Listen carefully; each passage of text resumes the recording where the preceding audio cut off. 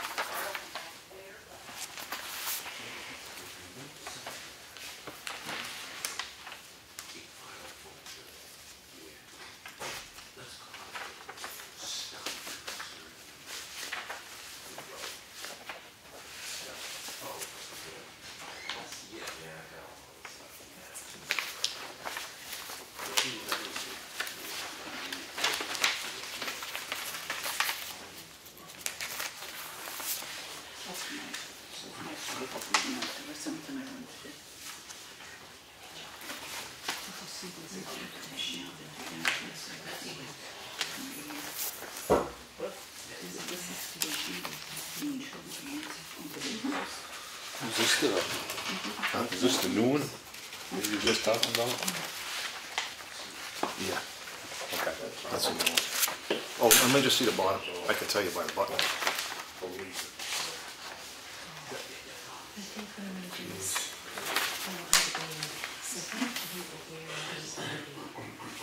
Yeah.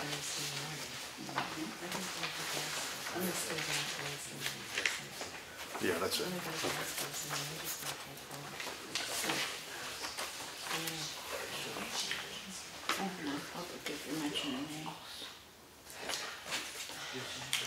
Oh, wait a minute. Does that's not the extra camera, I think. I think there's, you only put 12 in. Where's the...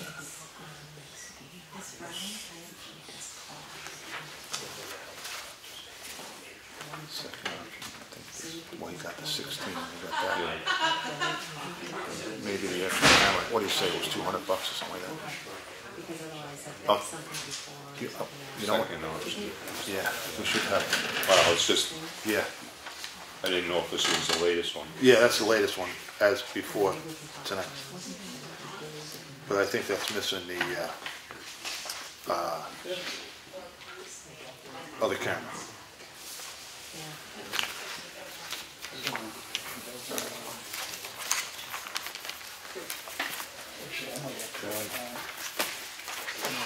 Transfer station? Is that what this was? Nothing making sense.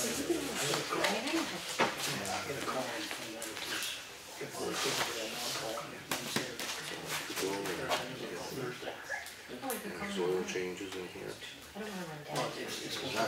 Diesel.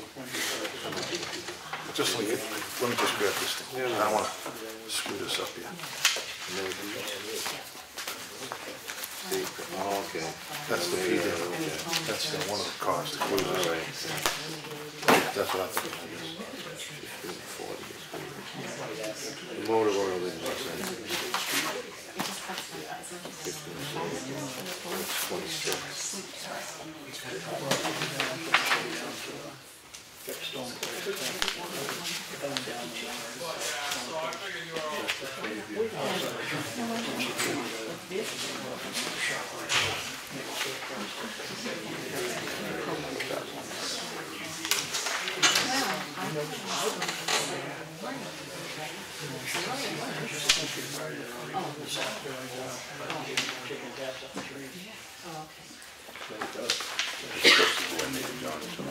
Oh, in here?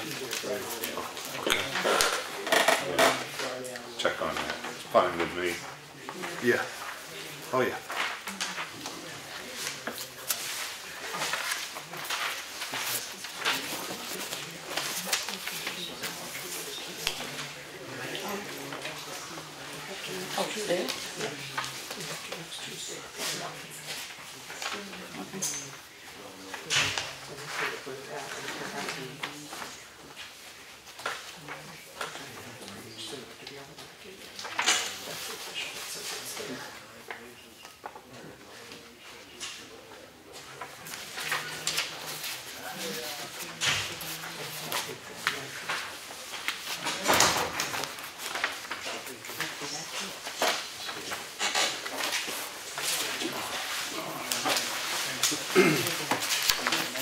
Claudia?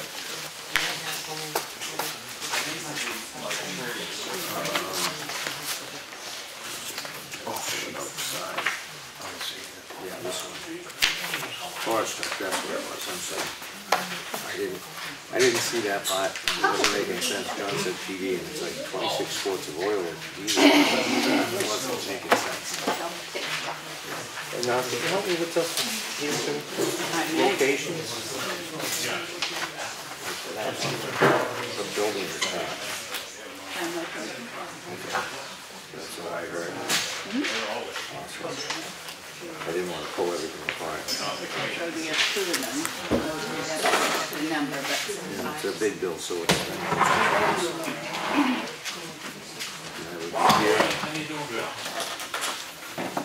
yeah. And we have three transfer stations. One for the upstairs shed, one for the compactors, and one for electricity. I think it's.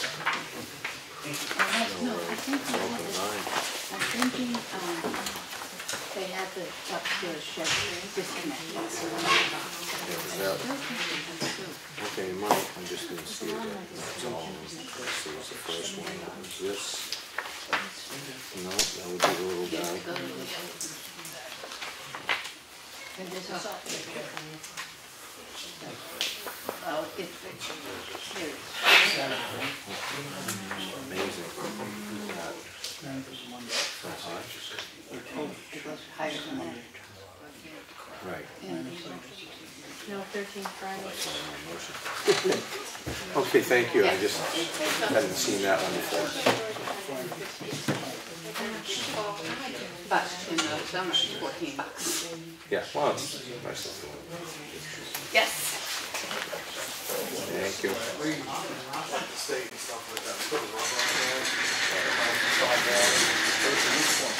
I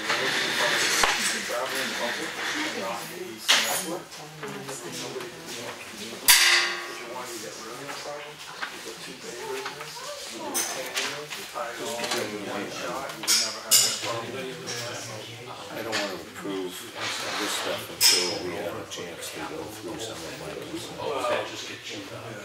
Yeah, I don't think she put that, did she put that in there? Well, she put it in, but maybe she might be holding that back. Yeah. So we're gonna need to probably. Let me just see if she's holding that. I think, oh, you can find out on the 12th. Oh, okay. Could that be, not on that? Yeah. Because that's part of the other.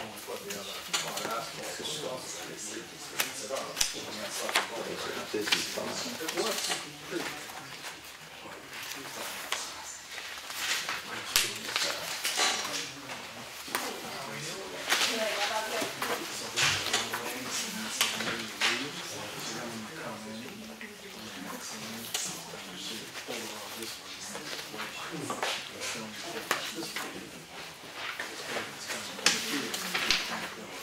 Oh, she did put it.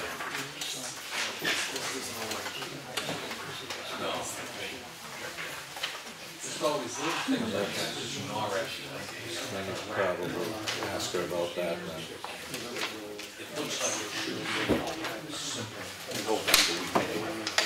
Yeah, well, I've got some concerns, so, when do we address something like that? We should do that in the public. Yeah, because it is a vendor. Right. Okay, thank you.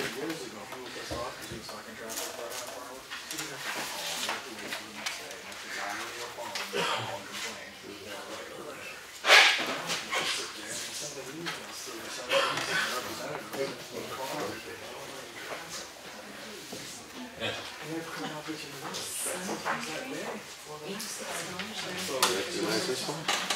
Yeah. All right, thanks, buddy. This is the copy. Contract invoice? Yeah, the copy. Oh, all right. They bill you for that. I just went through that at the nursing home. You're just missing the manifest, right? Yeah. Well, I have signature too. I haven't signed anything yet. 10-5.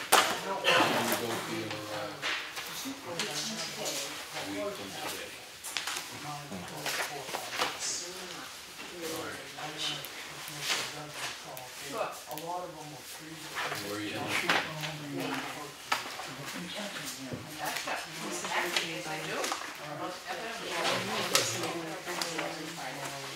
The one up in Conway?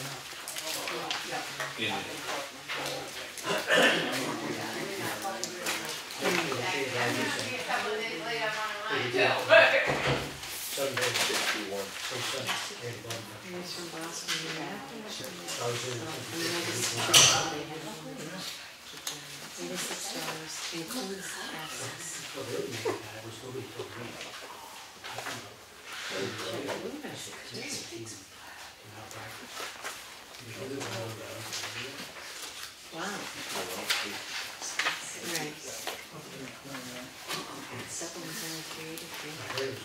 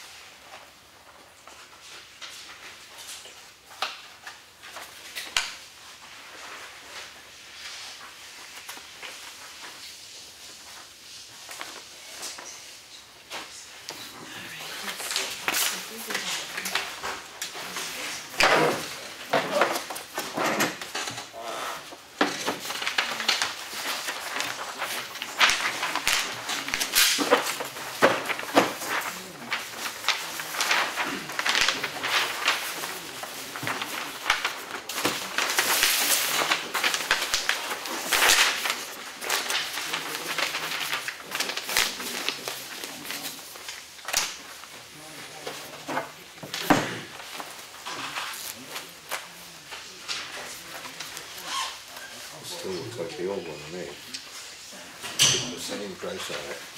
Yeah, we had to add, yeah, because we didn't add the camera.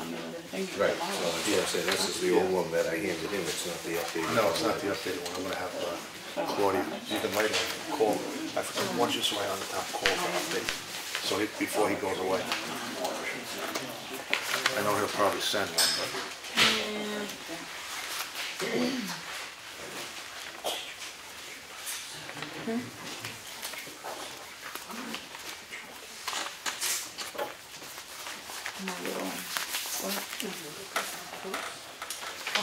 Yeah, see, yeah, I'm just have to switch it. You know like this? You plug this one. That's leather. Made in. I talked to him, she bought the shoe. Yeah, she bought the purse. That didn't have enough compartments on it, but had enough for me. Shoes, 2 days. You shouldn't be hanging around. Yeah, I saw that. He was gonna put it online for free, just to let us use it. Yeah, it's blanket, leather, and shoulders. The whole thing, that's why I spoke to that issue, it's like, this is, you know, Oh, I know. responsible. This is what, Even an ounce. Big bill is enough to kill you. Did you see that one? no, I didn't get that yet. Look. See this? A and B was gonna do that for nothing, to get us by. He was gonna put a temporary one in. We bought that DVR outlet. So.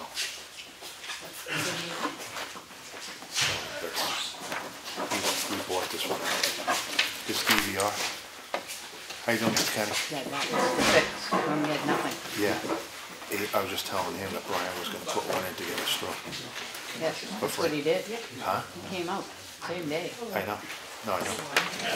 So, that's the, And he had to rewire never, yeah, because it was an analog machine. yes. He had to grab the monitors and I thought that was a pretty good track. Yeah. No, what I was saying was Brian wasn't gonna charge us. He was gonna put it in temporarily. Oh, But anyway, it's over and done yeah, I with. didn't know. who- No, it's over and done with. No. It's all good, believe me.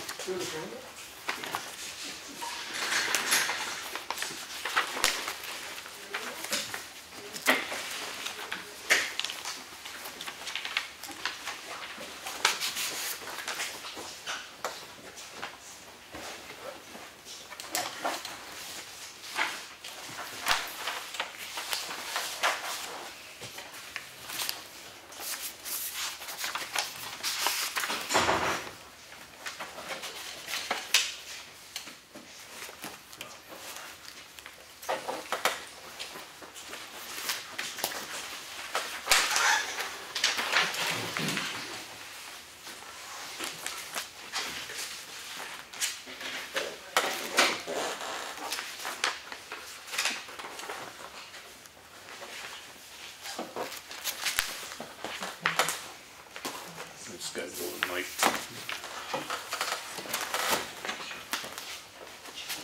That one.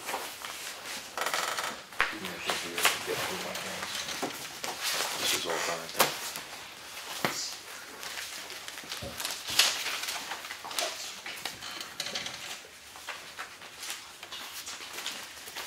Like Henry says, anything jump out at you? Just the propane for the library. You go through a lot. I know. Oh, so keep a pretty close eye on that. Yeah.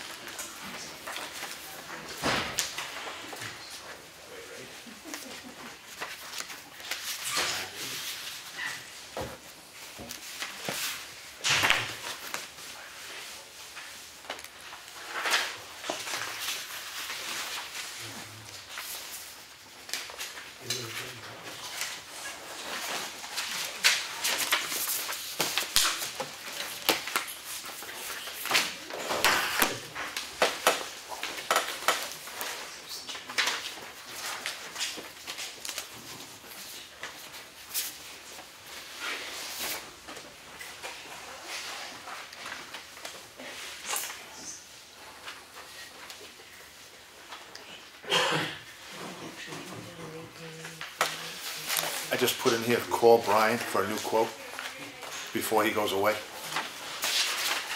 It's on there. And then we can figure it out. Thank you.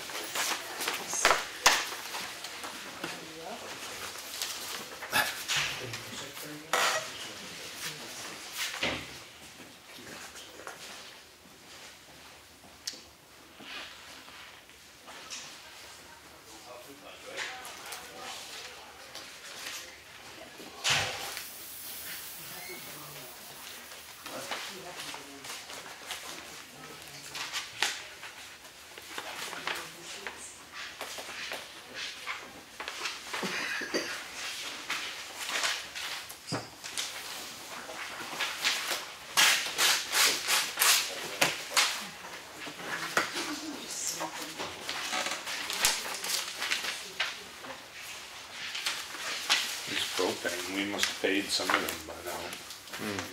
That was 2.8, It's going through 3.1 and 3.16.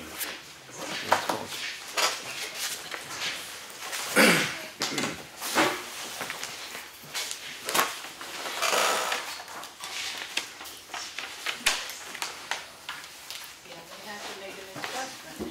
Turns out we have an agreement with them that they now seem to be forgetting every January unless we re-execute. Oh, So there was an increase in that rate, and so we're very hard to get it back down to what we're supposed to get. I think that's probably what the February did. We held a couple off, so we got the right price. It was $1 difference per gallon. That's AmeriGas, right? Yeah. And you're out of town for a bit? You're not in tomorrow, the next few days? Well, I'll just collect my wish list of things I want to look at until you get back. When we put the 1,000-gallon tank in, it came with an implied agreement that we would deal with them. I didn't agree. They said that they would have charged us more for the tank in the end of the day. So they guaranteed us state rates, state negotiated rates, for as long as we used them. Okay. And that went on for years without any problems. But the last couple of years, come January, they sneak in that new rate with their charging, you know, average rate, which is hard to believe they're charging anybody what they're calling it. Until, in this case, Cheryle caught it, and we send them the new agreement, and they give us the state percentage. You gotta still take a scan through that propane usage file. Yes, townhouse. The townhouse rail property has the question.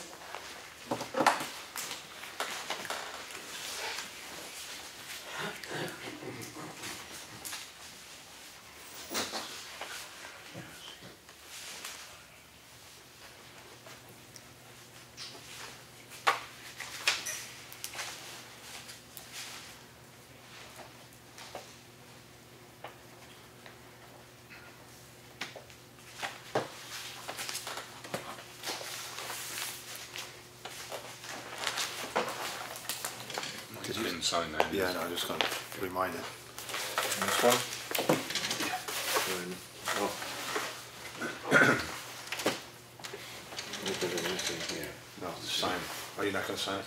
I don't know, but, oh, Did you second? well, there's something in there I would, would like. But that's not on the manifest. That is not that item. Okay, very good. And where is the I sign think page? it's in your action. It's in that one. What? I think the one he's concerned about is in the action folder. Well, it's several. There's none. Where's the, Who's that? Action there. negative? No. I only got two things here. Oh, and here. And that. That is Yeah. another one, but There was Which one about, with a little sticky? there's probably about 4 of those set individual billings that In that, I don't, they were in the folder, they were in the mailing slot. Did those make it into this? right. You know, hey, hold on, let me look on my desk and see if it, I put a sticky on, that you had found an error you're concerned about. Oh, yeah, there's more than just that one.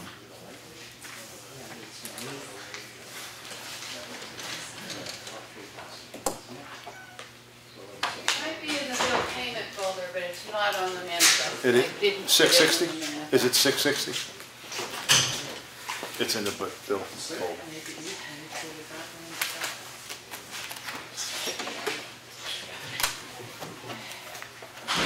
Sides. This was from last week. Okay, then I didn't see any more than that. Yeah, that one. that's right. Yeah, okay. The other one's Perfect. brown here, someplace I have five more please. We'll get it. Yeah, no problem. Then I'll play ball.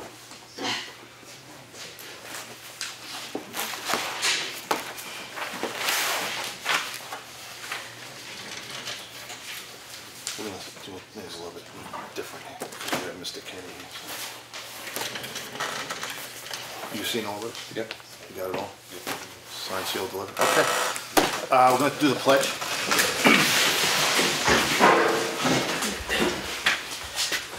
I pledge allegiance To the flag of the United States of America and to the republic for which it stands, one nation, under God, indivisible, with liberty and justice for all. Thank you all for coming. I'm sorry we're running a little late, but we're going to switch it around just a little bit because we have Representative Kenny here and we have some folks from the Freedom Food Pantry here, so I don't want to keep them. So, Mr. Kenny? I think the Freedom Food Pantry outranks me. Okay. Well, all right. Okay. I'm up first. You Okay. got it. My name is Doris Saroy. I'm the co-director of the Freedom Food Pantry. And I came here tonight because I want to try to resolve the $1,000 cut that was made to our level funding request. We have requested for the past 6 years the same amount of level funding, even though the numbers change, even though the number of clients go up. But this year it was a 20% cut to our request. The food pantry, for those that don't know, is located in the First Christian Church in Freedom in the village, and it serves clients from Freedom, Effingham, and Espie. It's been in existence since 1992. It's all volunteers, no salaries. In the beginning, it served only residents of Freedom who were classified as needy. Sometime after that, but before I became involved in the past 12 years, it was opened up to Effingham and Espie needy clients. So the people that we serve are the most vulnerable from these 3 towns. More than 70% are seniors or disabled, whose income certainly hasn't kept pace with inflation, especially if they've been retired for a long time. This year they received a 2% COLA, cost of increase, to their disability and their Social Security, and then they raised the cost of Medicare, which pretty much wiped out what they received as an increase. Freedom has 16% of the families we serve come from Freedom. We requested level funding of $5,000. They approved level funding of $5,000. Effingham, 32% of the families that we serve come from Effingham. We requested $5,000 of level funding, and I found out that it was cut by 20%. And Espie is 52% of the families that we serve. We requested level funding of $8,000, and that was approved. It costs about $20,000 approximately to keep the pantry open and running. The food is not free, and the cost of food doesn't go down.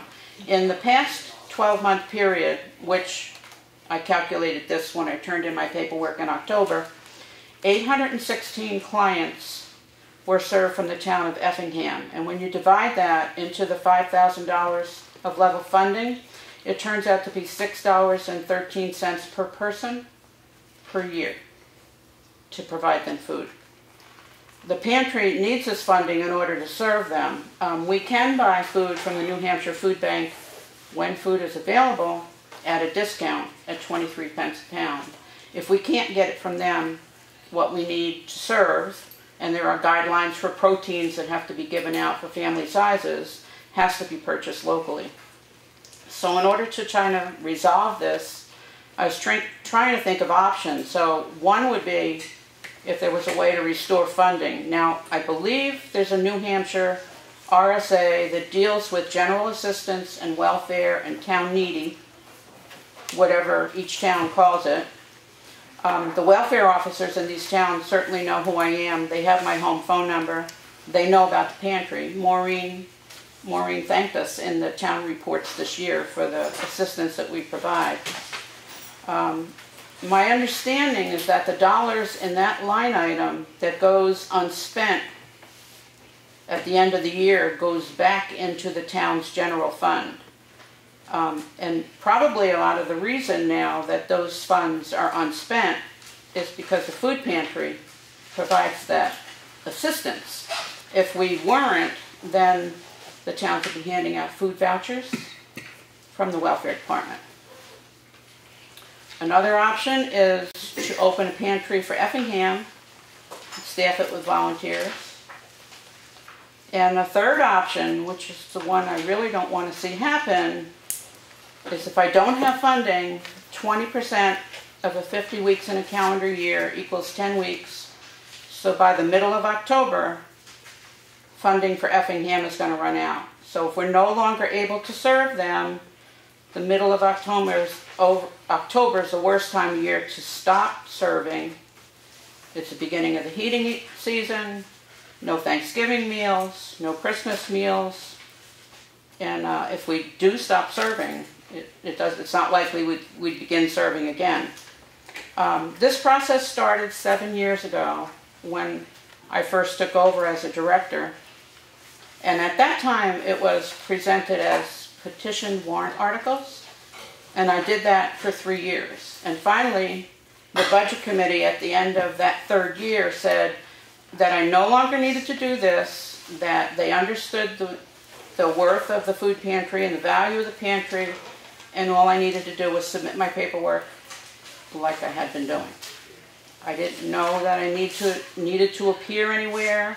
I didn't know that I needed to speak to anybody. This was the first year that I found out that I should have been somewhere, and I totally wasn't aware of that, and for that I apologize. I am aware of the impact on towns' tax rates, which is the reason that consistently we ask for level funding. And so I've come here tonight to explain the significance of this cut. These are the most vulnerable population in these 3 towns who don't have other resources to turn to. So I request that you consider this a priority. I need to know if we're going to have adequate funding. Thank you for your consideration. Thank you. Lenny, you have anything? I feel the pain that you're going through.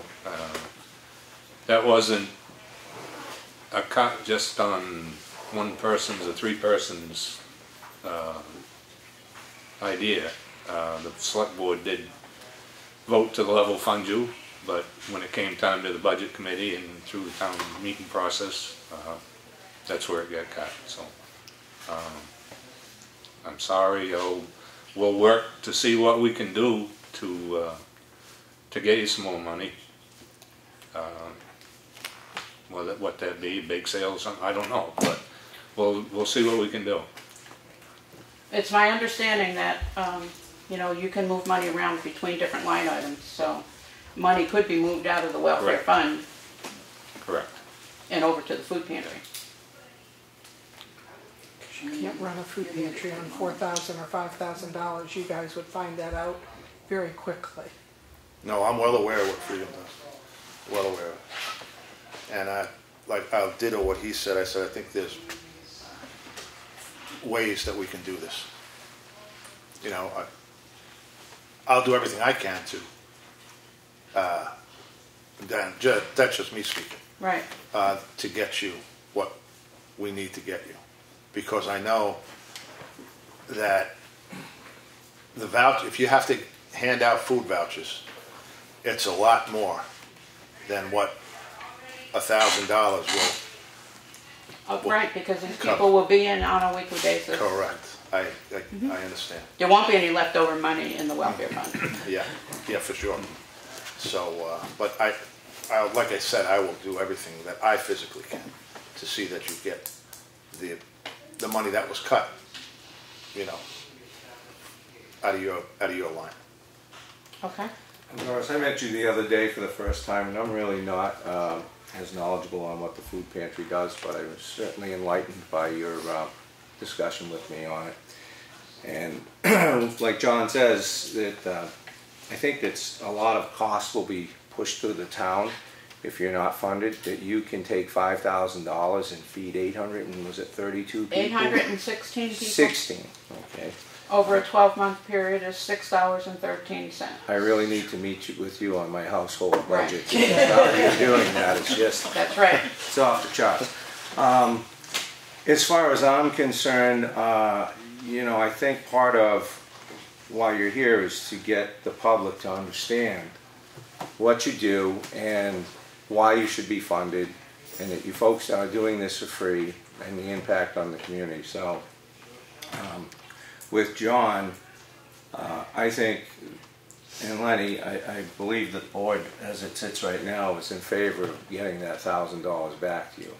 So that's what I'd like to see happen. I mean, if there was a prior, and I don't know what the prior commitment was with the budget committee, not that they could make an agreement that spans time, but I guess I wasn't aware that budget people changed, but the people that told me this were somebody Morris and Paul Bartowitz. Would it be Jim Morris? That's it. well, again, just staying with the financial end and the good works you're doing, I think that in our budget, we'll find a way. We'll find a way. And we'll get that restored. I believe Claudia gets that money out to the charitable organizations early in the season. It's not a, you know, quarter by quarter or anything. So I think we'll be addressing that right away. Your direction, I certainly can. Yeah, because I think if there's a problem with that, somebody speak up. Otherwise, we can fund that. Like I said, I know exactly what these folks do.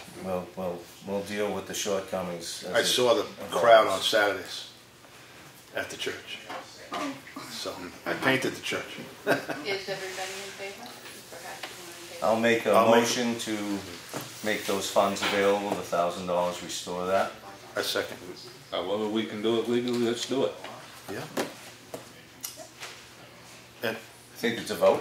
I Want to think call it? I second. Yeah. All in favor? Aye. Aye. Thank you. All opposed? Thank you, thank you. It's a pleasure Thank to you. see you again. It's a pleasure. Nice to Thank- meet you. and thank you Next year for- I'll be wherever I'm supposed to be. Start at the budget committee I'm meeting. gonna call you. And thank you for all you do for all the communities, not just Effingham, but all of them.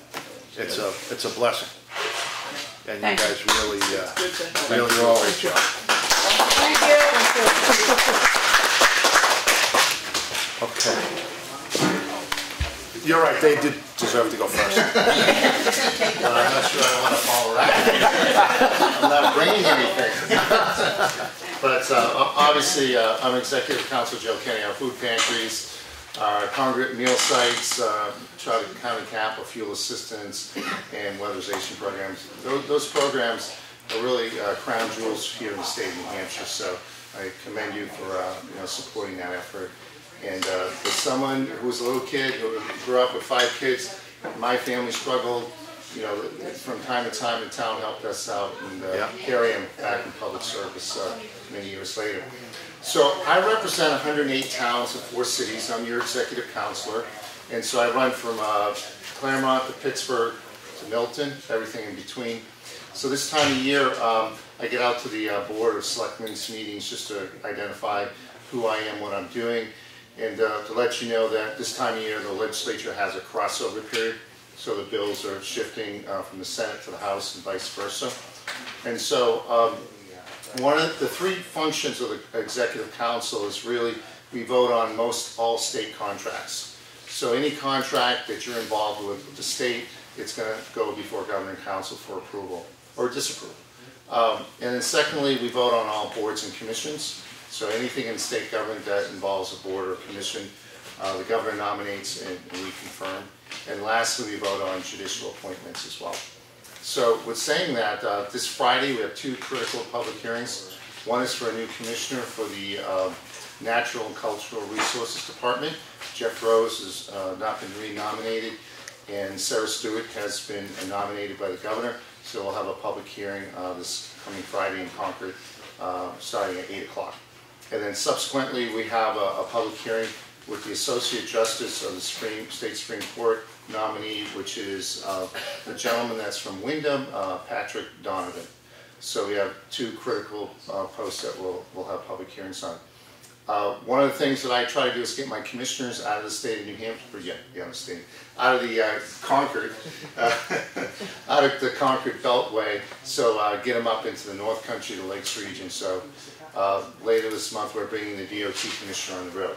So if you have any concerns about DOT issues, I'll be glad to bring them to that site. I know Espie has a site that I'm going to bring them to, and also Middleton does as well.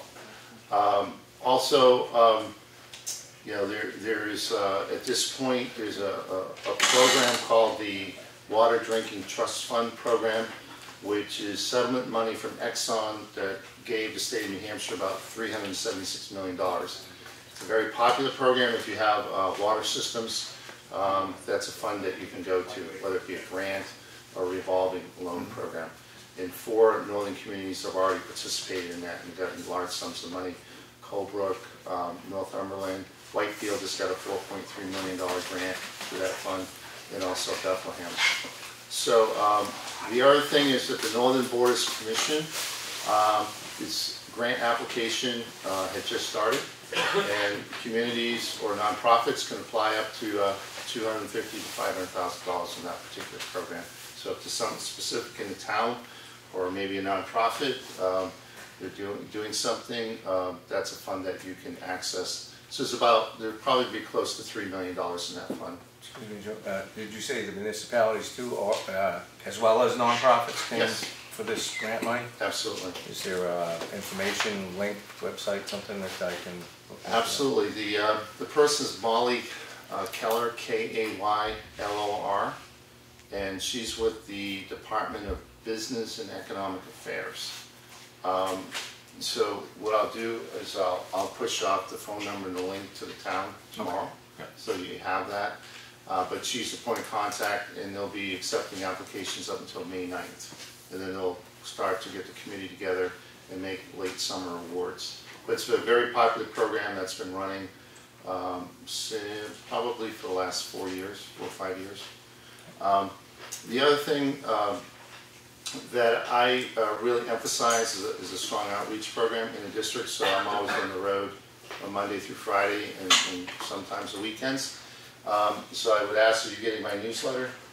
Oh, you're getting it? Good, that's good. So that kind of gives you an idea where I'm at. If there's anything in Effingham that you need with regards to the state, I'm glad to assist. There's a lot on the state government table these days. Obviously with the drug opioid crisis, there's been a lot of state contracts that have gone towards treatment, recovery, and enforcement. And so that tends to be a major priority for the council, is fighting back that addiction and the influx of drugs into the state. You probably heard just recently, we passed funding for kind of school safety infrastructure grants. So a lot of schools got monies to improve their security of their school and their IT systems. So we put in probably about $20 million towards that program, and that's been distributed around the various school districts around the state. Been a very important project and program, primarily because of what happened down in Florida. We need to make sure our kids are safe. The other thing is, I think last year received some highway block grants, additional fundings that you're able to use for various projects. That's kind of a one-shot deal that that was pushed out by the governor's office and the legislature. And I'm just trying to think, if you have any, specific concerns, I'll be glad to work with you on them. But again, I'm just here to pop in to say hello and introduce myself. And also I'm trying to get a letter out to the new selectmen, just to get them an introduction letter and a business card, just to let them know who I am as well. Thank you. Okay. I'm not gonna let you run that quick, I got something. I've gotten a lot of assignments last few nights. No, I don't, I'm not, nothing to worry about. I am a new selectman, but last year, as a member of the planning board, I saw that you were having a lot of hearings and your name was on them about the 10-year plan for the state's roads. Yes. And as much as I wanted to attend when you were in the area, my schedule wouldn't allow it. Has anything ever been brought up to you about 153, Route 153 from 25 down to Province Lake in our area towards Wakefield? Because over the years since this little guy and I can remember the road, that it's always been a really tragic road to drive on, frost heaves and everything. And that's like a real big corridor for us versus 16, we don't get out there. So a lot of our traffic that comes from the Wakefield area to North Conway and points to Maine utilize that road. And if the infrastructure could ever be revisited there, it would be great. Because I attended one TAC meeting with the planning commissions, and it seems like all the folks in the room, even though the reps from Wolfboro there and such, they're on that side of the state. The whole discussion seemed to be over there. And with our road butting right up against Maine, I think we're going to be a long time before they cross their way over. So I thought I'd throw it to you. That's a very good point. The 10-year highway improvement plan, we call it the 10-year plan for the most part. I believe that's in the Senate now. It's gotten out of the House, so they'll tweak it a little bit. But you're right. It starts with DOT. They give it to us, the Governing Council. We had 26 public hearings statewide. I think I had 9 in my district alone. And so it's an opportunity for the public to weigh in on infrastructure projects and trying to prioritize them. There's going to be about 500 miles of road done with regards to the resurfacing project in my district starting this year. So Governor Council will start to see a lot of highway projects. And I'll emphasize, 153, because I've traveled that road over the years as a little kid, and I think there was one point when I was in the legislature, and I think it was Leon Kennison or someone, I said, could you go up to East Wakefield, that we need to reconstruct that road because it was never constructed in the right way, and we believe that there was an Indian a long time ago who might have been drinking who laid out that road. So could you possibly, and they went up there and they said, at that time I think I was in the House, and they go, Representative Kennedy, you're absolutely right. That gentleman that you said that laid this road out many years ago, it was poorly done. But again, at one point we were on a cycle of like every 6 or 7 years we get resurfacing.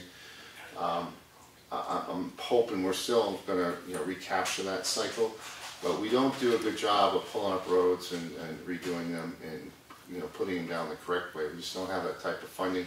The whole approach to DOT is kind of do the first tier roads, the primary road system, work on secondary roads, but really kind of maintain and preserve and hold what we have.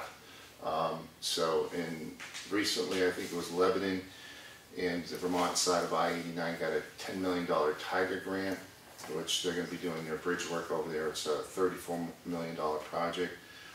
So there's opportunities to do big projects, but the little secondary roads don't get as much attention. And I think the resurfacing additional dollars came about from a couple years ago when they passed a 4-cent tax in the Senate. There was a Senate bill that passed the legislature, and that's where a lot of that money is coming from for the resurfacing project.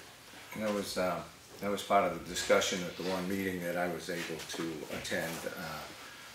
Was they were batting, the folks in the room were batting around at maybe increasing the tolls was one thing, and the other thing was the gas tax. And I was a guest, so I didn't dare speak up, but it's like gas tax.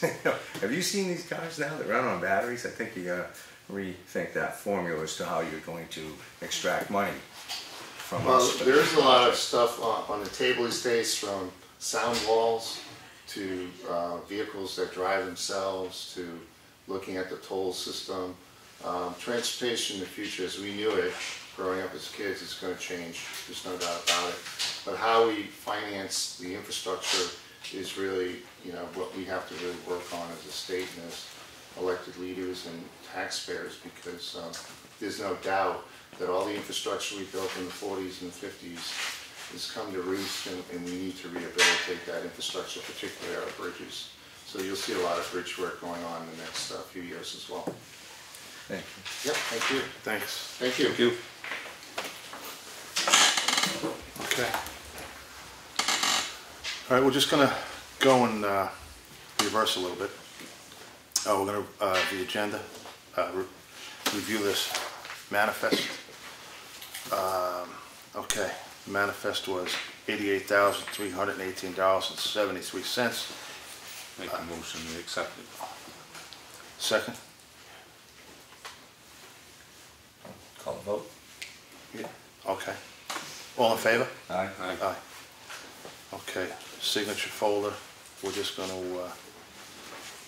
I'm just gonna briefly go over, we had a notice of intent to excavate for the Watts timber report, timber taxes, Pat Riker, I believe. Notice of intent to cut, Saucier, approved abatement, approved solar energy exempt, approved current use application. So that was in the signature folder. And we're going to approve the minutes of the 27th? Yeah. 27th. All in favor? Aye. Right. Okay. The work session and a non-public session of 327:18. Make a motion to accept. Second. All in favor? Aye. Aye. And, well, the regular minutes we'll just do. The minutes, The minutes, regular minutes of 20th. 3/20/18. Yeah. Make a motion to accept. Second. All in favor? Aye. Aye. Aye. Perfect. Okay, now we're just gonna pop this, and we did have a non-public this afternoon, RSA 91A:3, parentheses I. The roll call with non-public was John Meisner, here, Leonard Espie, Mike Cahalane, everybody. Yeah. Were you Aye. here? Yeah. Okay. And we entered the non-public at 4:15. And the roll call again for minutes. And they're not sealed. Make a motion not to seal them. I'll second. All in favor? Aye. Okay, perfect. All right, we're going to pop it open to public comment. Let her rip. Okay. I'm Melissa Siemens, Moody Road. First, I wanted to invite you or make you aware that tomorrow evening from 6 to 7 p.m. at the Effingham Public Library, there is a group of citizens gathering who are interested in celebrating Effingham's 240th birthday. We got some documentation today from the New Hampshire State Archive that shows that an act was taken in Concord to incorporate our town on August 18th, 1778. So we were looking for the exact birthday, so there it is. And it's just an informal meeting of people who might be interested in doing that. There's been a group of people pretty excited about it. So Cool. just an hour, if you have time, stop by. If not, we'll keep you in the loop and Awesome. we'll go from there. We'll see what happens. And obviously, whatever forms out of this will be coming to the selectmen looking for support, maybe all kinds of ideas have been bandied around. Good. This is just the initial push. Awesome. Secondly, I wanted to say that I'm encouraged by what just happened at your meeting, because I also wanted to comment on that. And I have written something to say, so I didn't forget any points, but thank you for that list you just read. Telling us what was in the mail folder and the signature folder. I've been to the selectmen's meeting on a number of occasions over the past couple of years, and I've asked for something very similar to that. So, excuse me if there's anything in here that says you're not doing that. It's a new day. Okay. So every year the selectmen are entrusted to make countless decisions on our behalf. I'm here once again asking for the board to do so with transparency. I've been before the board at least twice asking for a change in the structure of your weekly meetings. I've listened to Selectman Meisner say he's all about transparency and similar open government comments. I found a meeting video from 2 years ago during which Selectman Cahalane made a poignant statement about transparency and the importance of keeping the public included in the decision making. Selectman Espie has also been openly supportive of open government. And you'll have to forgive me, I drank too much coffee this afternoon, so my voice is a little... So that's all very encouraging, so I'm asking the board once more to put those words into action. When a majority of a public body convenes to discuss or act on any matter within its jurisdiction, it's a meeting. Each part of a meeting shall be audible and discernible to the public in attendance. This doesn't leave room for the selectmen to talk amongst themselves or confer quietly with staff once the posted meeting time has begun. I believe a simple solution is for board members to arrive prior to the meeting start time and review the meeting materials. If there are questions, the individual board members can confer then with staff. So that speaks to that little period at the beginning of the meeting. When I find that it's not audible and discernible. Where do you find it not audible, when we're speaking here or on that? So the if we're here in the government audience and you have questions and you're talking to each other, or the staff comes up to the table and approaches and you have some sort of conversation. I mean, the law says if you see that happening and you object, to say you object, and it has to be recorded in the minutes. It just seems like a process that could perhaps be changed by just starting the meeting, calling it to order at 5 and it's go time, and if there's any questions or conferring that needs to happen, it happens audibly. Well, that's fine. For me, just to touch on that point, when I, being new, got a bill that doesn't normally come through, and when I'm looking at it, I did reach over to Mr. Meisner and ask him, do you know what this is in relationship to, what it is? And so certainly I didn't really think that was something that I really needed to announce to everybody, but I could see your point, or people could ask that. But if you're talking about the filming that takes place being audible, that's not ours. So I don't go to that. If you're being in the room and you want to ask a question of what I just said, I think that's perfectly acceptable. So arriving, maybe a little bit before the meeting, kind of asking the staff question, getting that out. It's a practice that other towns in the local area do. Additionally, neighboring boards announce during the meeting each item in the mail or action folder so the public is aware of what's being reviewed and approved. And most importantly, as we all know, no one selectman has any authority. There are many routine items that are not voted to approve, accept, or sign during your meetings, save for this evening, thank you. Some of these items include applications for creditor exemptions, timber intents reports, tax collector warrants, audit engagement letters, audit final reports, tax rate setting, equalization ratio reports, abatement applications, all items that I believe should be voted and approved on in public. If Effingham adhered to what I believe is a completely open and transparent meeting procedure, I or anyone interested should be able to refer to minute archives and find information about certain actions taken by the board. For example, I should be able to go to the 2007 meeting minutes and find the discussion and the vote to authorize a former selectman to sign a 10-year stewardship agreement binding the town to maintain the town hall in equal or better condition than it was in 2007. That agreement, that I only discovered by accident last week, expired in October 2017. I should also have been able to find discussion and vote for each of the 9 annual monitoring reports that were submitted to LCHIP by the town, but to date I found nothing. So, just... We'll take that under advisement. Some transparency. We'll take it under advisement. And then I also just noted a few things that adherence to the right to know law is about perception. So there's really no wiggle room that when 2 or more members meet by telephone, email, or in person for the purpose of discussing or acting upon a matter over which the public body has supervision, control, or power, it's a meeting. So if, it was a couple of weeks ago when you talked, and you're out on the road, you see something that isn't right, it involves spending money, call another selectman, as long as the two of you agree on it, then go ahead, but don't just do things on your own. Well, we don't want you doing things on your own. But you can't really do that over the phone, making those decisions, because that's a meeting. So it's all about... You're referring to a statement John made last week? It's all about the perception. Is that what you're referring to? And I don't want to point fingers, I want to say you bad, you good. No, that's not my...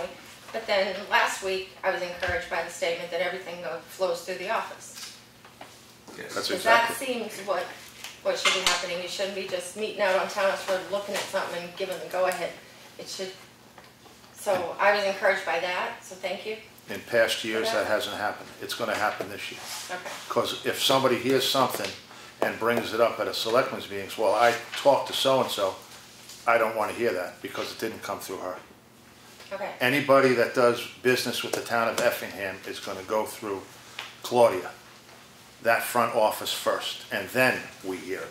And she's the, or She's the- whoever is in that office, in that position. No, whatever. no, not whoever. There. She is in charge. Yeah. It's not whoever. Let's get that point straight. Right. So through the good work of government oversight since December 15th, 2015, meetings of the Board of Selectmen have been video recorded and available to the public. And I ask the board to just remember that there are many in town that are watching and are concerned and hopeful that the town business can remain open and transparent. We will do our best. Thank you. Any other? Tim Mr. Murphy, Mountain Road. As far as meeting procedure and stuff, have you considered going back to a later meeting besides 5 o'clock, which is an inconvenient time for a lot of working people? I have not really gave that a thought. I've put it to many boards of selectmen here since the changes took place. Well, it's kind of just to give you a little backup on that. We don't want to keep Claudia here. You know, if we started at 7 o'clock, she's going to be taking the minutes now. She's in this meeting. You know, you keep her here later. That's why we started earlier at 5. People were saying they didn't want to drive at nighttime, so we bumped it up. I mean, it's like, you know.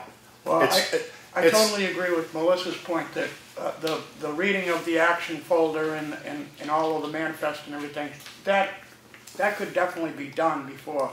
So, you know, if you prolong a meeting, I mean, I know it's, if the public's going to go ahead and show up at their dinner time at 5 o'clock, they should come in here, be able to state their business and move on down the road instead of watch you guys for half an hour shuffle papers, if that's what it might be. I guess what my point is, this is just coming to light now when it's been going on forever. It's been mentioned before, John, believe me. Yeah, it's been brought up. So again, we'll take that under Yep. advisement. Me Yep. personally, I don't really know. And while I had a chance to speak, I'd like to mention to Mr. Kenny, if I could, that when you have the DOT man there, of course, we have the blinking yellow light up here on 25. It's been a scene of, 8 fatalities now? I'm not sure how many. Quite a few. Been, one is too many. We've been told that we need to get the speed limit reduced is quite an act, like an act of Congress through the state, and that's an issue. That's something I believe you'd see some people are concerned about. The blinking light was a remedy when it was installed, but there's been numerous. I believe it's 8 fatalities. I'm not sure the chief may know, but I believe that's right around there. Just at that one intersection, and it's that's as many as I believe Espie's had at the junction of 71. So, As far as the reviewing what we need to review and vote on those in public, the things that come in the folder, I think that's something that I'd like to have clarified for me, probably by our attorney, on just what needs to take place. Because if starting late is a problem now, with the amount of things that were in that action folder, we're probably another hour and 15 minutes away from starting the meeting if we did that, because there was so many different things. So I need to get some clarification on just what falls into what category to do that. And the part about coming in early, that can be a problem because the three of us can't really be going through things, so it's a little bit of separating away from each other to go through these. But I was in early, and as I was the first week I was on the board in March 20th, to go through the folders because I'm new. And from the time I was in here in the afternoon, say around 3 till the time we started this meeting, some things got added to those folders. So, in a sense, until the meeting starts, you may not capture everything. You might have to go through there, or you're going to miss something. So, but we'll definitely see if there's a way to streamline the process. One more quick thing. Sure. If I could, the Espie Selectmen's meetings, they last about 40-45 minutes. So if you were to go on maybe Government Oversight, just to watch the process that I'm speaking of, how they handle their mail folder. Yeah, well, I never have, because I'm usually so consumed with all things Effingham. I've never branched out that far. You can fast forward to the mail action folder part and just watch how they, you know. And once it became, they didn't always used to do it, but once it became routine, it just kind of. Well, again, you know, clarifying just what we need to do in that type of a process versus some of the other things. So, you know, it's probably a little bit of a learning curve. Maybe we can work on that. Thanks. Gotta crawl before we walk. One other thing, we didn't meet last week, so we had 2 weeks worth of stuff to go through, so. So now you're meeting every week, right? So that's gonna every change, week. so. Yeah. I was at the ZBA last night. We'll be at the ZBA tomorrow night. Planning board on Thursday. Budget committee tonight. Budget committee tonight, if we don't run late. Are you all set? I don't want to cut anybody off. Oh. You all set, Tim? Any other public comment? Yes. Gary Dean, Mollyfield Brook. I'll try to keep myself in check because it's a little bit like just a hot spot for me what I'm going to talk about. You're talking to our state rep about roads, 153. You know, I'm not here as an expert. I know I speak for a lot of people, but as you can see, none of them called me in because nobody has what it takes to walk through a door and ask questions.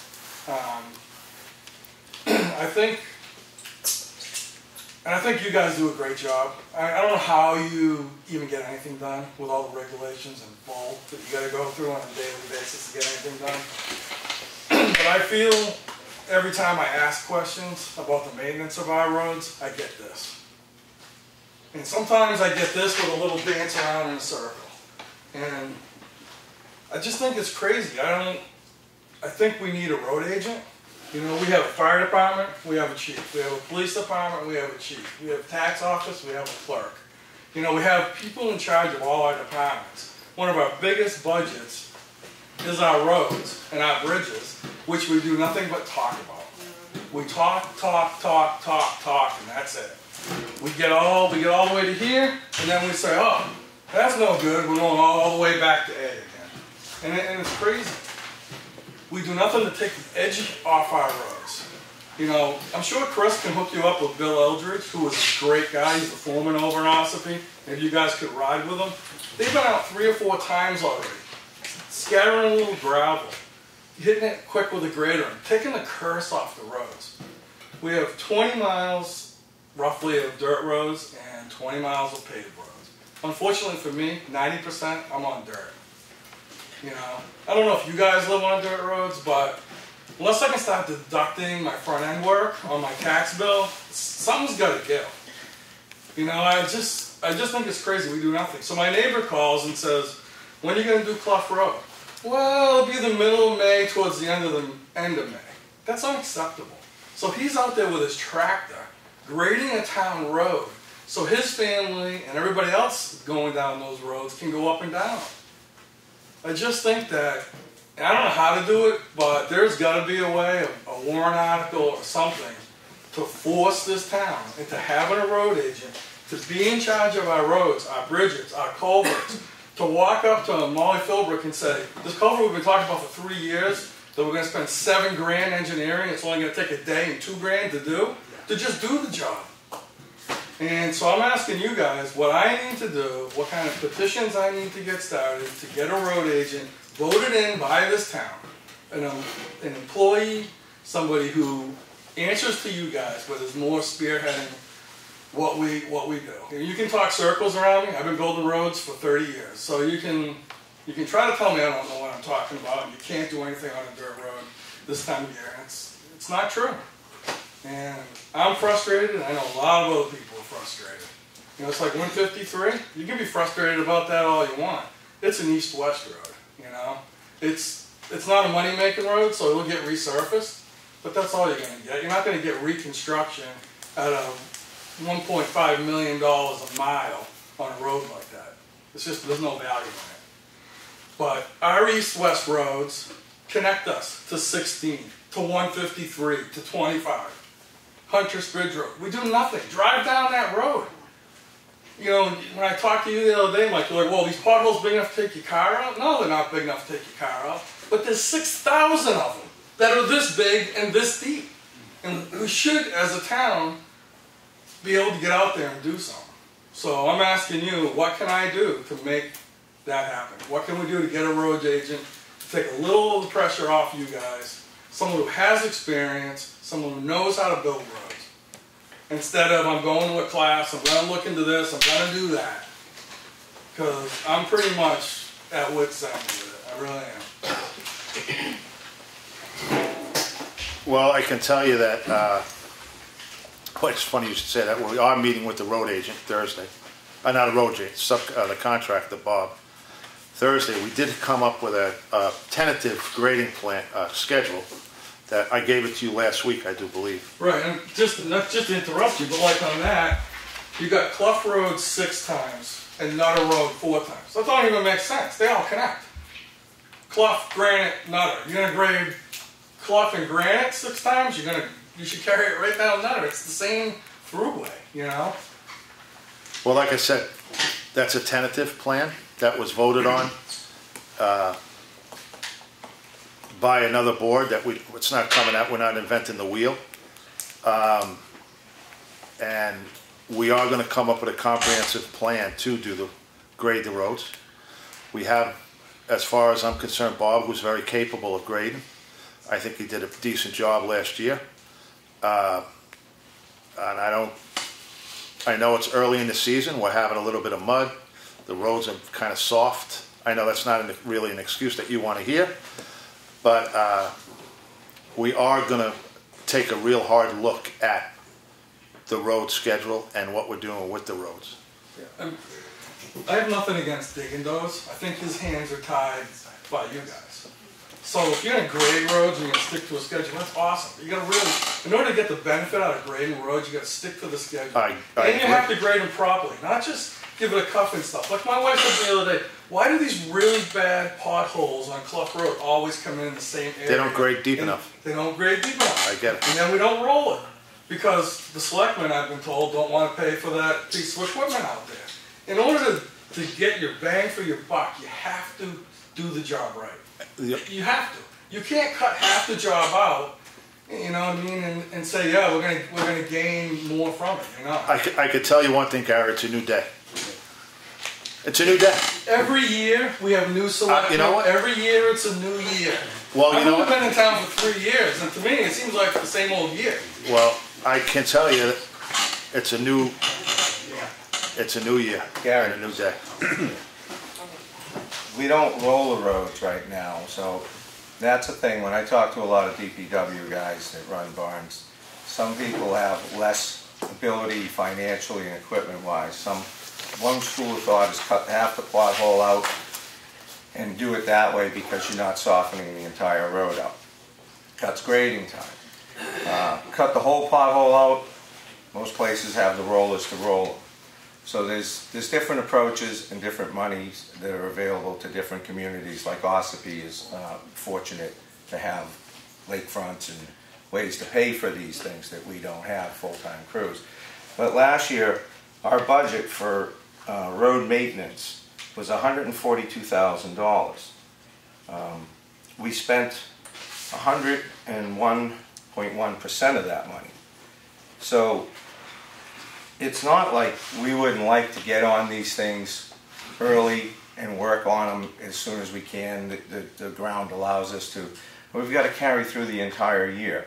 We had some flexibility. The selectmen, I wasn't on the board then, but there was some flexibility for some monies, some funds to be made to do certain culverts and jobs. And it was a flexible account because it wasn't a special warrant article, so it could be targeted to those things that come up that you really didn't plan for or you couldn't plan for to augment our maintenance program. We don't have that $30,000. It got taken out, so at town meeting. So having a road agent might be all fine and well, but if you don't have the money for the road agent to go out and do anything, all you've got is a road agent that you're now paying that can't do the job. It comes down to money, in my opinion. I totally get that, but it's always no, we can't do it. Yes, we can. There's ways of doing it. It's like having a plan, a 3-year, 5-year. How many times have I've talked to all you guys about that. We don't plan at all. So you got a grading schedule. You do it half-assed. You're gonna gain. That's what you're gonna reap. It all depends on how you spend your money. Do you feel that everything that we do is you're financially responsible and everything is perfect and you're stretching out our dollar as far as you can on our roads? Because I imagine I've been here for a couple of years listening to people argue all day long that they don't feel that way. Well, so I think it's all you can take a little bit of money and make it work. But like you should be trying to take the curse off these roads for the next month and a half instead of waiting for all the frost to come. Well, the schedule is supposed to start tentatively at April 10th. Now, of course, that's always going to be a sliding day because it could be falling on Sundays or whatever. So yeah, I'm all for doing the work and getting it done. It's going to start pretty soon. But again, there's only limited resources, and until you work on that, it's going to be a problem. And the resources, I'm keeping an eye on where the money's getting spent. I went out and I traveled all the roads that got addressed in potholes, filling, and I matched them to the billing, and I'm making sure where every penny goes that it's going there. And that's going to be the thing that I'm going to be on all year. And like John said, we're going to meet with the road contractor because that is part of the focal point, not to find out what work got done 2 weeks ago as we signed the bill for it today.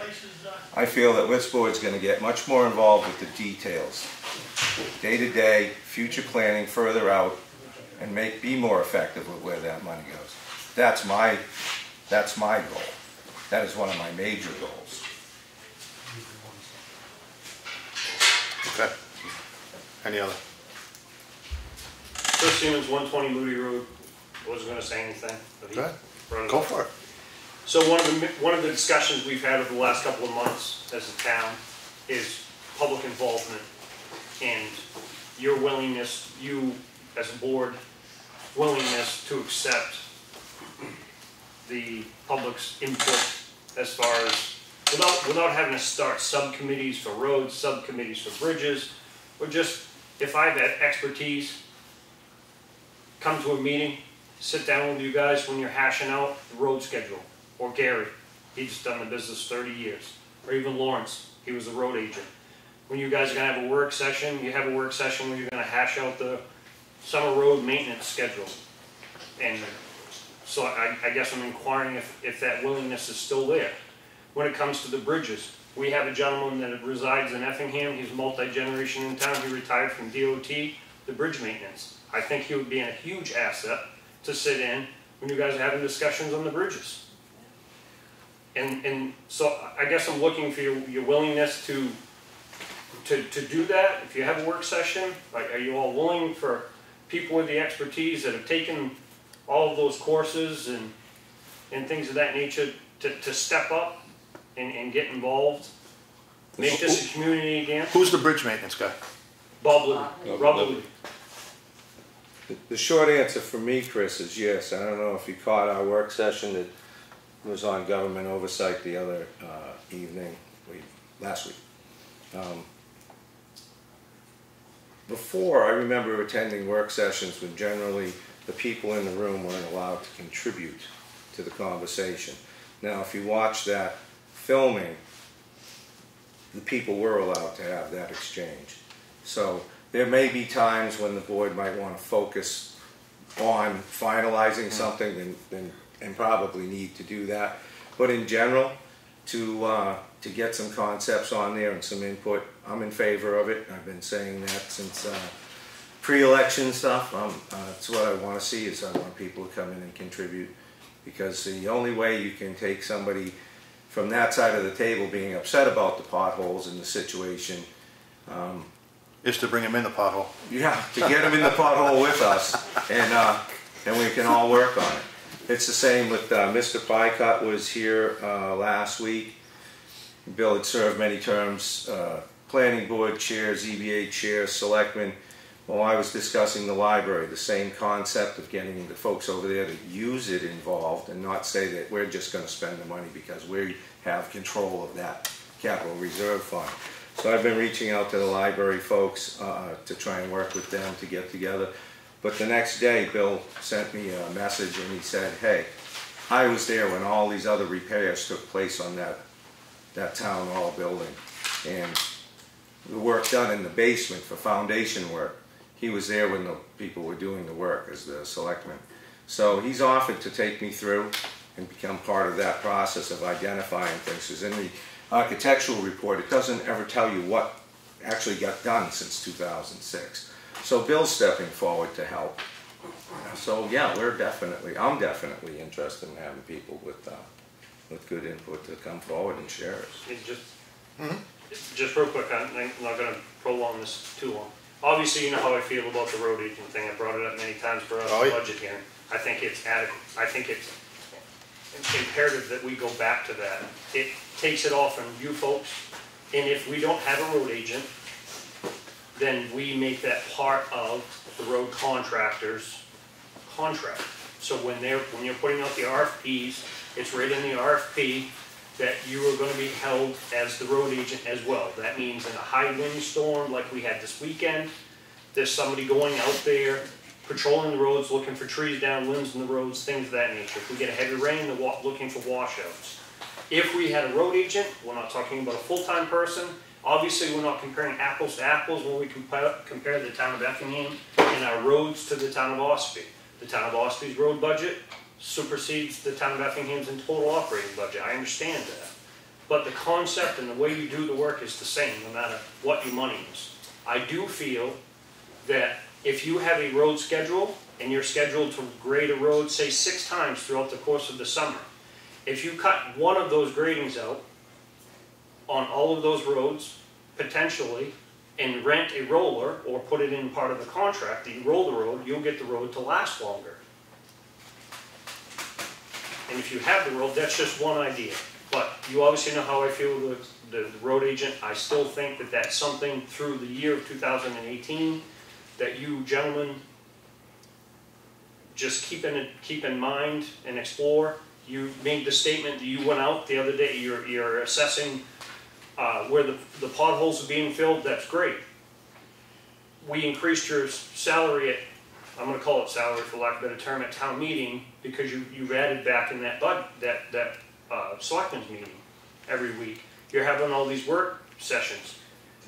I don't want to see our budget have to blow up to compensate, which it should. If you're going out constantly, but I think that you should have a third of the town, you should have a third of the town, and Lenny should have a third of the town if it's going to maintain as you folks being the road agents.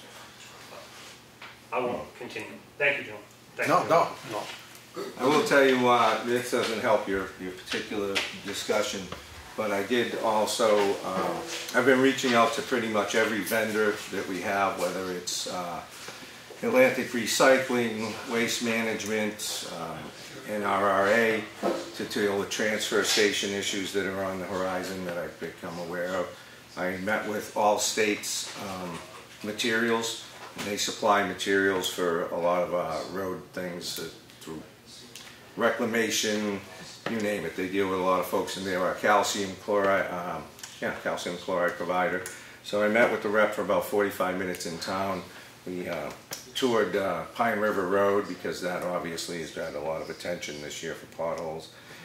So I don't know what a road agent is going to do for us in the short term with the situations we have, but I'm trying to make an effort to understand roads better, meet with the people in the field that do this kind of work, see what options are available for us, get them priced out, and see if there's other ways of doing business on our roads, because I don't think what we've been doing for the last 50 years is working that great, at least not now. And I don't know that back in 1970s or 80s having a road agent, I don't know what the effect was. I don't know if that was positive.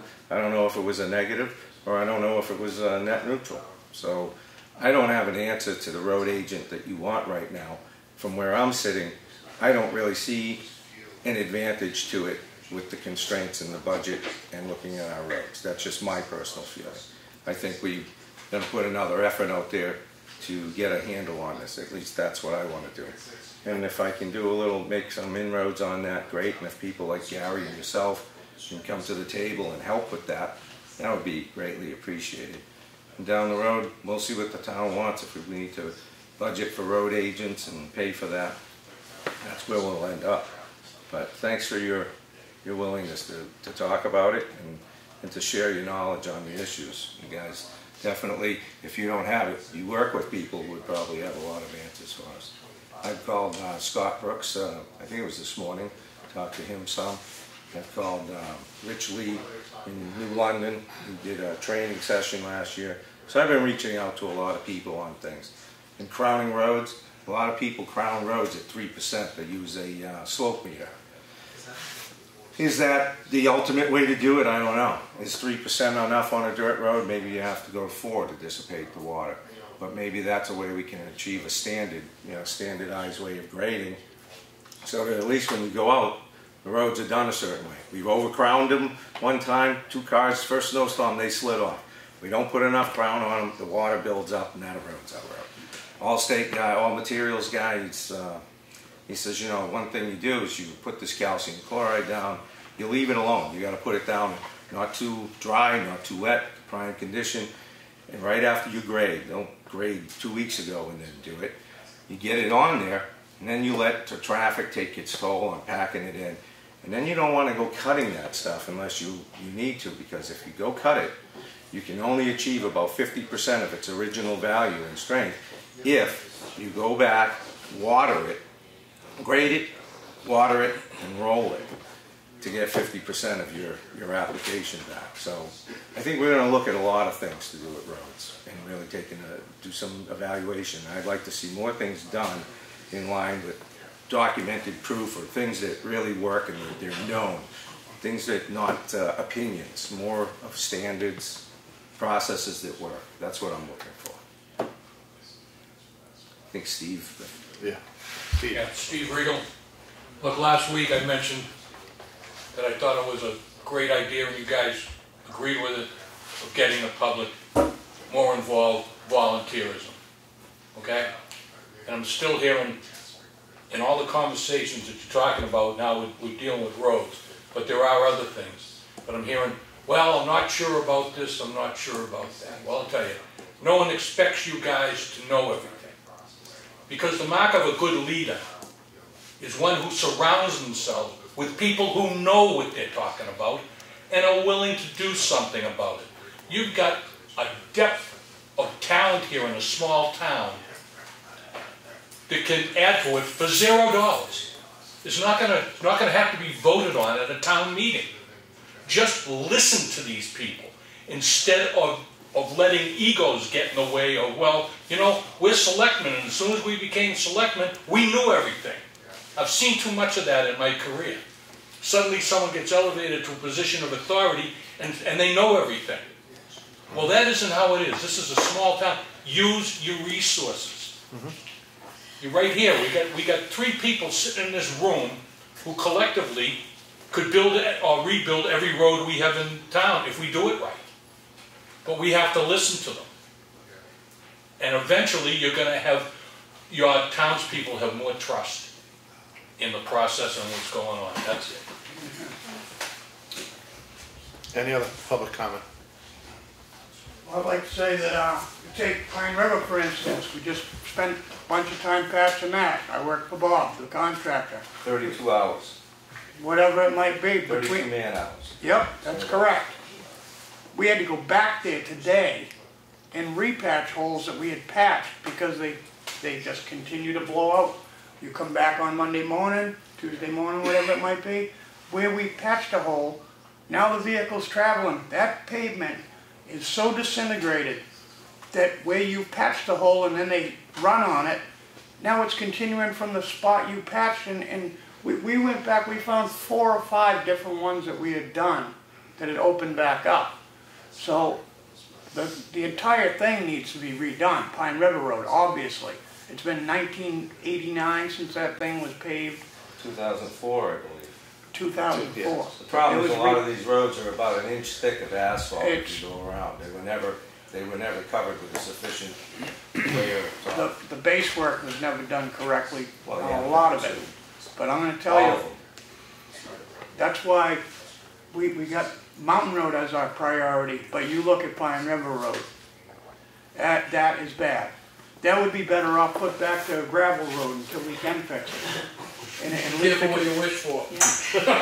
yeah, I know, but then get a grading schedule and do it correctly, you know, have a good base work. As far as grading, we got all kinds of shoulders and all kinds of ditch work and culvert work that needs to go along with that grading so that it will stay in place.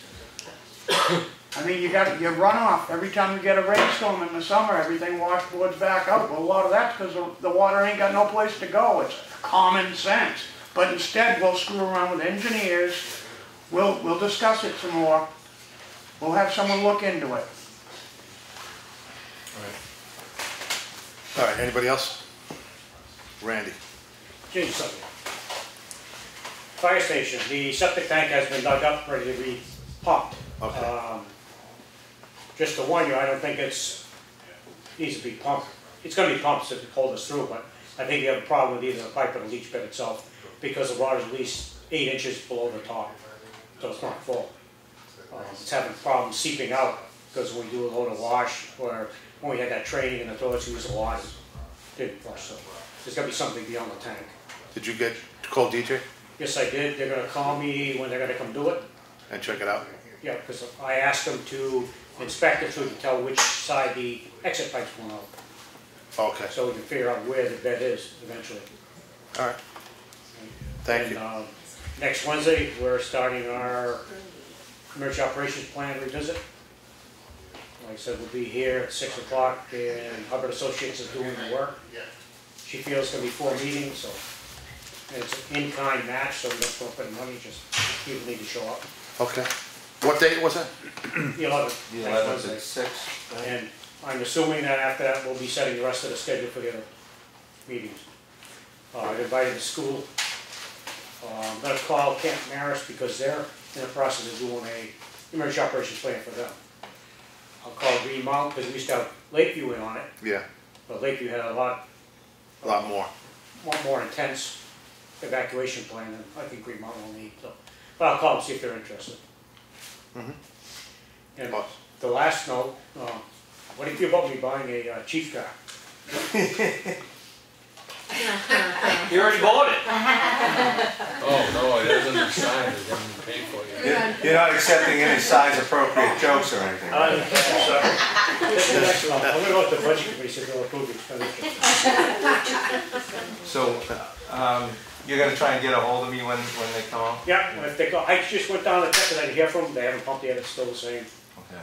So they haven't done that. So as soon as they call me, let me know, I'll let you know. All right, and I didn't get online to do those NIMS.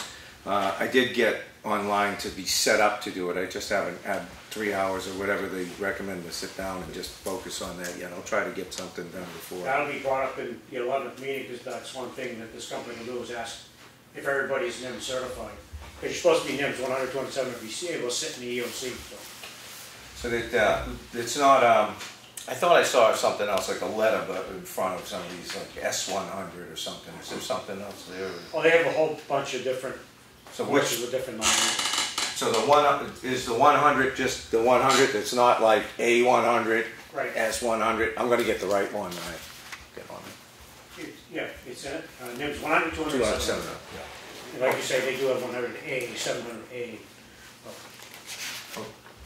Just click on the 100 and I can't go wrong. Correct. Okay. Go ahead. I have to go to Pembroke tomorrow. Do you guys have anything to be picked up on? I Did you get actually, your sign? I haven't got the sign. You haven't gotten the sign? No. Would you be opposed to him getting it? No, I won't bring it in my vehicle anywhere. It'll be in a highway vehicle brought back to our garage, and you guys can pick it up there if you'd like. Yeah. as long as your employers don't have a problem with that dual purpose, I don't wanna Did you have a chance to call in Brad? the middle of that. I did run it by them. Obviously, they don't care if we're there. Yeah, Yeah. I mean, it's, Okay. sure. it's a partnership.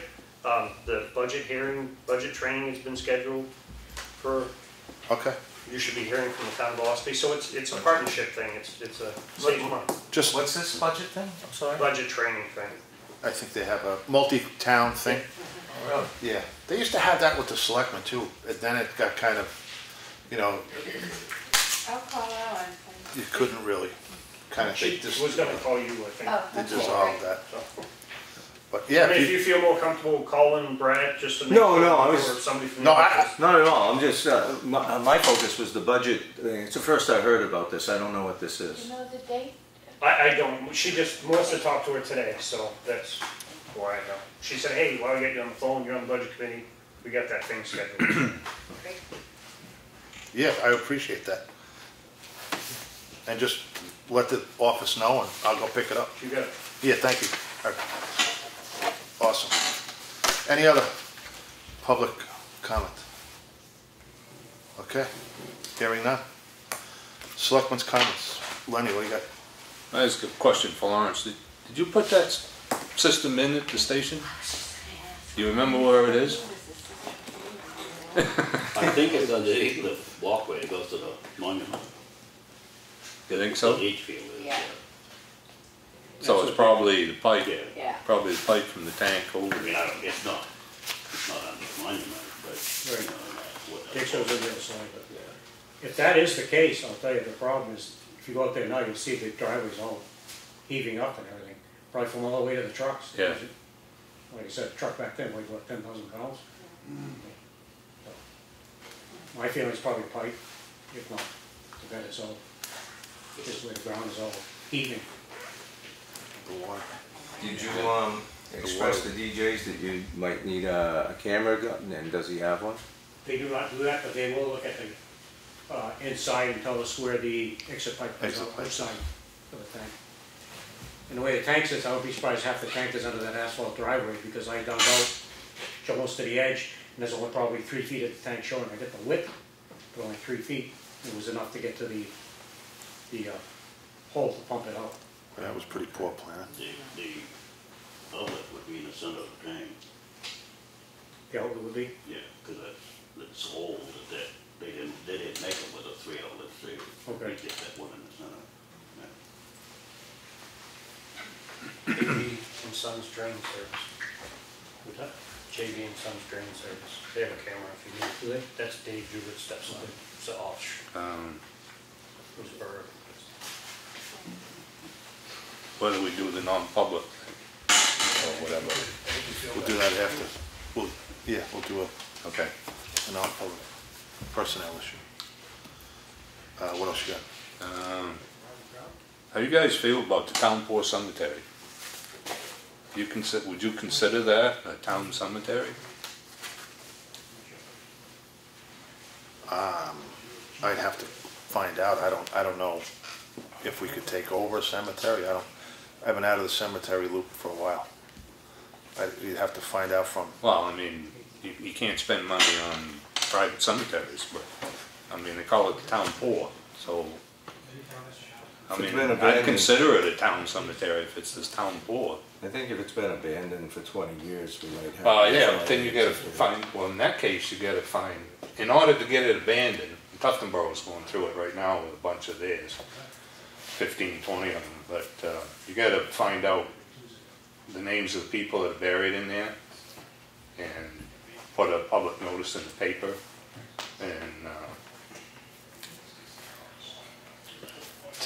and and then it's got, if nobody comes forward, then you can say it's been abandoned, the town can take it over. But in the town cemetery, there's no stones other than just the field stones that mark the lots. There's no names. Well, there again, we might be able to take it if it's beyond 20 years and nobody's got a claim to it, but that's what I recall. It's not to say I'm right. I haven't gone up and seen it. Maybe we, take a ride or something. Where is it? So, well, past Chris's, yeah. Oh, you know where Chris lives. Come on. 120 Moody Road, you hear that all the time. I got the beautiful view. Don't send it that or something. I understood Mr. Potter was in here last year or the year before and saying that he was referencing it as a town-owned cemetery because the townspeople who didn't have means for burial, that's where they were put. Now Mr. Espie, what are you looking to do? It needs some, Lawrence and I went up last year and cleaned up, well, the year before, and cleaned up. They did a logging operation up there. Lenny, is that Asa Knowles' property? Is that? Yeah, one of the Knowleses. Robert Knowles. Robert? I wonder if there's something in the deed that... There is not. There's nothing in his deed about it? Sorry, Chris, I mean... But I mean, there's big trees, but there's some small stuff, 6 inches that could be cut down. And just get a sign there and just clean it up. I mean, we did a lot to it the day we were up there, getting all the tree bolts and everything else out of it that pushed into it. Sure, the people that are laying there love it. Clean it up. But I mean, we can do it volunteer, but I mean, you may have to use some town funds to do something. I don't know. Do you have to get the people's permission to go on that property? It's supposed to be a right of way to there should be a right of way, but you probably should have owner permission. I mean, you're not going to do anything around it. You're only going to work in the cemetery. It's nice to have the property owner on board with whatever we're doing and whatever area we're traveling to it, if it's not defined in any way, deeds and whatnot. Yeah. But if we made a There's sign. a state association that might have a lot of the answers for how to handle older cemeteries. State association? There's a state association of, I mean, it's a private, but I mean, it's a statewide association. I don't remember the name of it off the top of my head, but I've referenced to them several times when people have asked me, what am I supposed to do with this old cemetery that's on my property? And they're really a good go-to organization for asking for guidelines about processes to go through. Yeah, it's the New Hampshire Old Cemetery Association. It's New Hampshire Old Cemetery Association. Yeah. So they might have answers just to start with, what processes have been used in the past to take steps. Yeah. What? Getting back to the idea of stuff falling through the cracks without a to-do list that you guys can look at. I seem to remember that a couple of months ago there were questions brought up about the Veterans Monument and etching the new names in it, and how there was a problem with getting to it and whatever because it was on someone else's land or someone else's property. Is that correct? Have you guys come up with a solution to that yet, or? Steve, we have so many things in front of us that we have to prioritize what we're going to do. I was always taught to come with a solution if possible. Why don't you treat the monument like an embassy? And the monument is part of Effingham. And all you have to do is be granted one pathway to get to the monument, which is part of Effingham. You treat it just like an Effingham embassy. That's what we do in foreign countries, and we do for foreign countries. You just get that permission that you can go there and do what you want with that monument as long as it stays there, and then everybody should be fine. What's wrong with that for no money? Take it under advisement. Put it on your to-do list so we can see, John, okay? Or else I'm going to ask in 2 months. So you can ask next week. If we got any progress, okay. Because that's another thing I think why a lot of people get discouraged. I brought that up before. was things are brought up, they're talked about, and they die. I don't know if they go to the land of misfit toys or where they go, but they die, and they shouldn't. Well, Steve, I'll tell you, from my standpoint on this, I don't know how that works. Sounds like it, you know, if it can work that we can have this done, that's all fine and well, and I'm all for it. But I'll tell you, it's that particular project is not on my to-do list. It's a nice thing. If it gets done, that's great, but I've got a whole bunch of other things that the traveling public, issues with the bigger issues are going to take precedent. So if enough things get resolved and time frees up, or somebody like yourself finds out a solution as fact, that would be great. That would be helping out, like Chris and others here, you know, if you can bring that forward, because I know I'm not going to be able to spend the time to invest in finding those answers. Not at this point in time. Well, you had the people here at that meeting that night who were, who wanted to get involved, who wanted to get it done, and you guys were basically saying no. Well, I don't know what night that was. If it was candidates night, that was the only time I believe I was involved in the discussion. At that time would have been Lenny and John would have been here, and Henry. Well, I can't speak to that. All right, see, I'm not asking you to be responsible. I'm just saying that's something that fell through the cracks. And you know, something shouldn't fall through the cracks because there's an election. Oh, wait a minute, one of our selectmen changed. Oh, everything that we were dealing with is gone. That's wrong. I can touch on that a little bit. Okay. It was brought up that there was some people that wanted to move that to the new little park they were going to make behind the town hall, behind the library. While the church decided it's on their land, they didn't want it moved. So we can't spend money to update, do anything to that because it's on private property.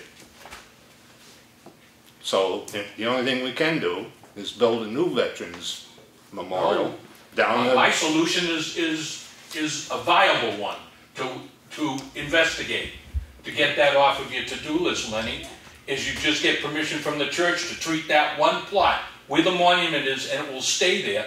And what you do is you go in and you can engrave the names of the new veterans on it. Sounds like a good project for a volunteer. Yeah.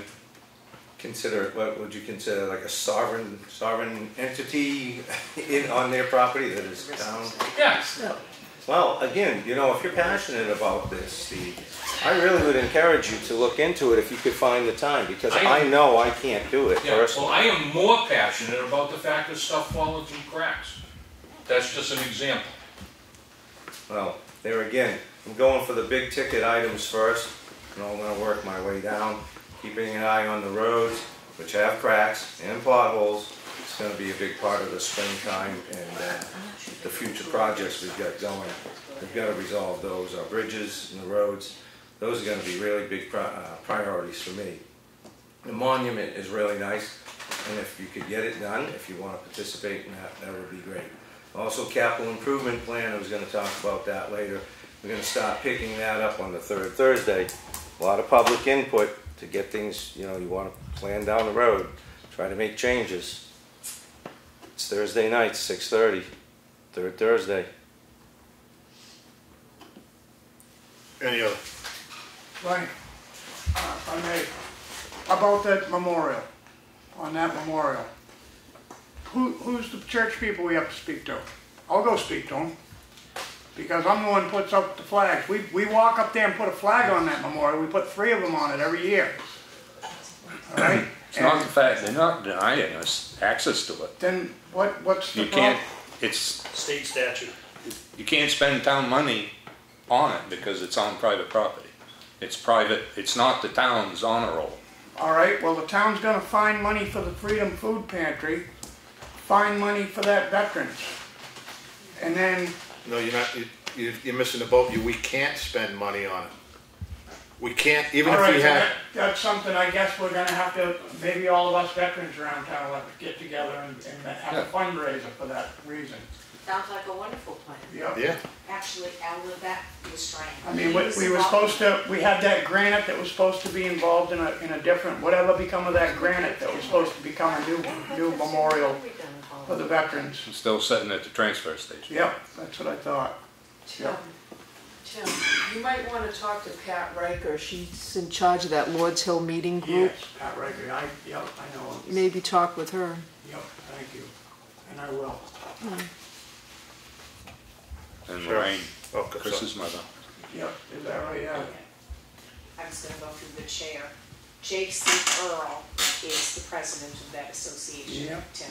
All right. He's a good one to speak to. But getting back to Mr. Espie, have you done research on that? Because I'd like to spend my own time, because I feel that those people that are in that poor cemetery are entitled to some respect. But if you've already contacted or started going through the channels, I don't want to repeat what you've already done in seeing what we could do. Well, as far as researching it as of what? I mean, there's not much for records. Yes, well, that's what I'd like to know. If you already know that, then I would think that we could go ahead and put something in the newspaper, but we don't have any names to go with it. Is that what you're saying? Yes. Okay. I mean, there's not even, the stones don't even have a number like the one in Ospey. Right. And other than speaking with our... I mean, if you look at it, you wouldn't even know it was a cemetery, actually. I know, I've been down there. So Lenny, let me ask you, what ultimately would your goal be? Do you have a kind of a vision here on what you'd like to get accomplished there? Oh, just, the only thing I could see spending town funds on would be for a sign to put there saying this is the town poor cemetery. I mean, as far as cleaning up the cemetery, I mean, I know I've talked to Tim and Chris and there's 6 or 8 of us that are gonna go around and start taking care of some of these old abandoned cemeteries this spring. Okay, So, I mean, as far as cleaning it up, and that's nothing. I mean, it was just maybe put a sign up. So the extent of spending town money at this point is a sign, in your opinion, that's where you're That's where you're what at I right now? envisioned at this point. But, Okay. I mean, I don't know. I don't think there's anything else that needs to be done. Let me, well, one thing, where would you put the sign? Because the property owner, I think it's encased in somebody else's property, right? So it's surrounded. Well, I'm put the Sign right at in the cemetery, okay. Because there's a rock wall around this. So let's say that we run an ad in the newspaper, take care of that portion of it, and then we just get a sign made and put it out there and wait to find out if anybody challenges us to whether or not that's town property or not. And if they can prove it isn't, well, then we'll deal with that then. But right now, I don't think anybody can say different. So what about just doing it and wait and see what happens? I want to see how you guys felt. You know? We do everything as a board. So, yeah. I didn't want to spend money. Golden monuments, no. Sign? Yeah. Okay. Address? I don't want to keep you too late, but I have done a lot of research on that, and that property was originally the town poor farm. Yeah. If you know anything about history in our surrounding towns, it's much like the poor farm that's in the town of Ospey that the Carroll County Commissioners take care of, a portion of that cemetery. Inmates and things like that were put in there. Didn't have the means, but that poor farm is now, which was the Carroll County Independent Building for many, many years, and Center Ospey got moved in 1914, or no, I'm sorry, 1941. That building got moved from the poor farm property, but that was town property then. It was the town poor farm, thus making that. And the reason why it's been in disarray for many years, when the town hired people to take care of the cemetery, if you go up there, anybody who goes up there, you've been up there, you've seen there's a cemetery on the left-hand side. No. That's quite visible. It was believed for many years that that was the cemetery, and that's why it got taken care of. And that's why this one fell in disarray. That's what happened. So the Carroll County Commission is taking care of that cemetery now. Lenny, 171. when you do it, call me. I told you last year. Yeah. And that was the poor cemetery? That was their poor cemetery. Okay. It's a, it's a poor cemetery. It's just like the poor, the old pounds and things like that. Poor farm. Yeah. That was the poor farm. That was the poor farm. Yeah. If you were poor and you lived in a Pauper's shack, Field. you lived in a shack or whatever, they give you a plot of land to plant your vegetables and things of that nature. That's why I have the richest soil on my farm, is because that was the poor farm. Should we send the Look at it. assessor? We're gonna send the assessor up there. You can look at the soil map. Well, we have a sign where the town pound is, up on Pound Road, but we don't have one there where the poor farm Again, exists. we just didn't know where it was. And that was the town's, Fell through the cracks. that was the town's welfare system back then. That was the welfare system We're of the gonna day, make, was I'm the gonna make poor a farm. post-it note on 2 lists. So, I think though we're kind of got a general consensus here that we could at least do a sign and Do a and sign, wait go to and see sign if one, maybe they the can- black hawk, I don't know what helicopters makes- start landing and Do you people know? come out. I don't know what it would shoot. cost. Just ask Austin. Or worse, the revenue is coming. That'll get you. So, what about designing and all like that? You guys gonna do something with figuring out a proper design and? Yeah, let me see what it costs. Get different prices on different signs. Don't have to be anything fancy, just a, What's the poor farm? It's not gonna be super fancy. no, I mean, just wooden. I don't know if I'd want to paint it or maybe engrave it or something. So you don't have to go up and paint it Yeah. for 2 or 3 years. Well, it's like the first normal school, right? That's not even really wood or anything now. It just is that like PVC, I think, or something. Plastic. It doesn't look bad though. Is there anything you could do with that granite? Not there. Yeah. Granite wouldn't make it taller anymore. It would add value. All right. What else we got? Anybody? Anybody else? I thought Lenny was on. Oh, yeah. No, I'm good. Other than, See you in a while, I know that. I think Lenny had something else. What else? no, the 91A. Yeah. Oh, that's, Yeah. I'll start with a couple little announcements here. The Effingham Conservation Commission has a cleanup day, Saturday, April 21st. They sent out a little letter for roadside trash cleanup. Let's see, just to let you know, this year our cleanup will take place on Saturday, April 21st. Hopefully this provides you with enough time to make arrangements if you have other engagements for that day. Same place, same time, which is here at the town office. Barbecue lunch. Let's see, that's pretty much it. That was Comeau, Nate, and I think they do like burgers and stuff, give you pick-up materials, bags and so forth, and assign you to clean up a road. It doesn't have a time, Chris, but I think in the past it was probably around 9 o'clock. 9 to noon, I think it is. So, yeah, like 9 to noon. I think I know it's 9 to people, when noon. I got here, people were, It out here, I'll Yeah. see if I think it's pretty sure it's 9 to noon. I think when I've gotten here in the past, people were already out on the roads, so you may even be able to get bags and stuff from Emmeline or the Emmeline Albert or the Conservation Commission ahead of time. Might be able to make arrangements, so if you are an early riser, you know, maybe you can get that. Bags are available also at the library. Huh, there you go. Pick her up again. Yes. I picked her up with that. Let's see, another thing, this is primarily for boards and committees and commissions in town, but the 24th Annual Spring Planning and Zoning Conference is going to be held Saturday, April 28th at the Grapponi Center in Concord, and there's registration, sign-up stuff. I think that can be found through the office, that we all get those notifications, right? So there's something else in there. And let's see, I guess this was a work session item, but I guess it's worth repeating, and that is that Lenny is the new health officer in town. So I think if anybody gets sick, you need some chicken soup. I think that's, Lenny, is that how that works? That's how that works. All right, there you go. Going home and have a bowl right now. The budget committee isn't here because I thought they would probably be taking up the tally warrant article issue that we're all still discussing between selectmen and budget committee.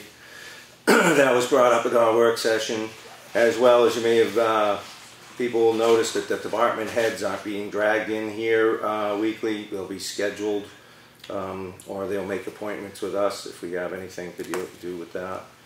And this goes to the folks with the whole road agent roads thing. The Board of Selectmen now is going to work collectively with the road agent, respective of having an independent representative, so that we're all going to try and immerse ourselves in all things roads. Other than that, for the board here, I've got things I'd like to bring up. And annual pay raises, have anybody considered that? Are we on a schedule for approval, disapproval, keep the money for ourselves? How's this work? Yeah, we should take a... Perhaps if you're having a non-public session, perhaps you want to discuss that. Yeah. Salaries are Yeah. protected until they're given.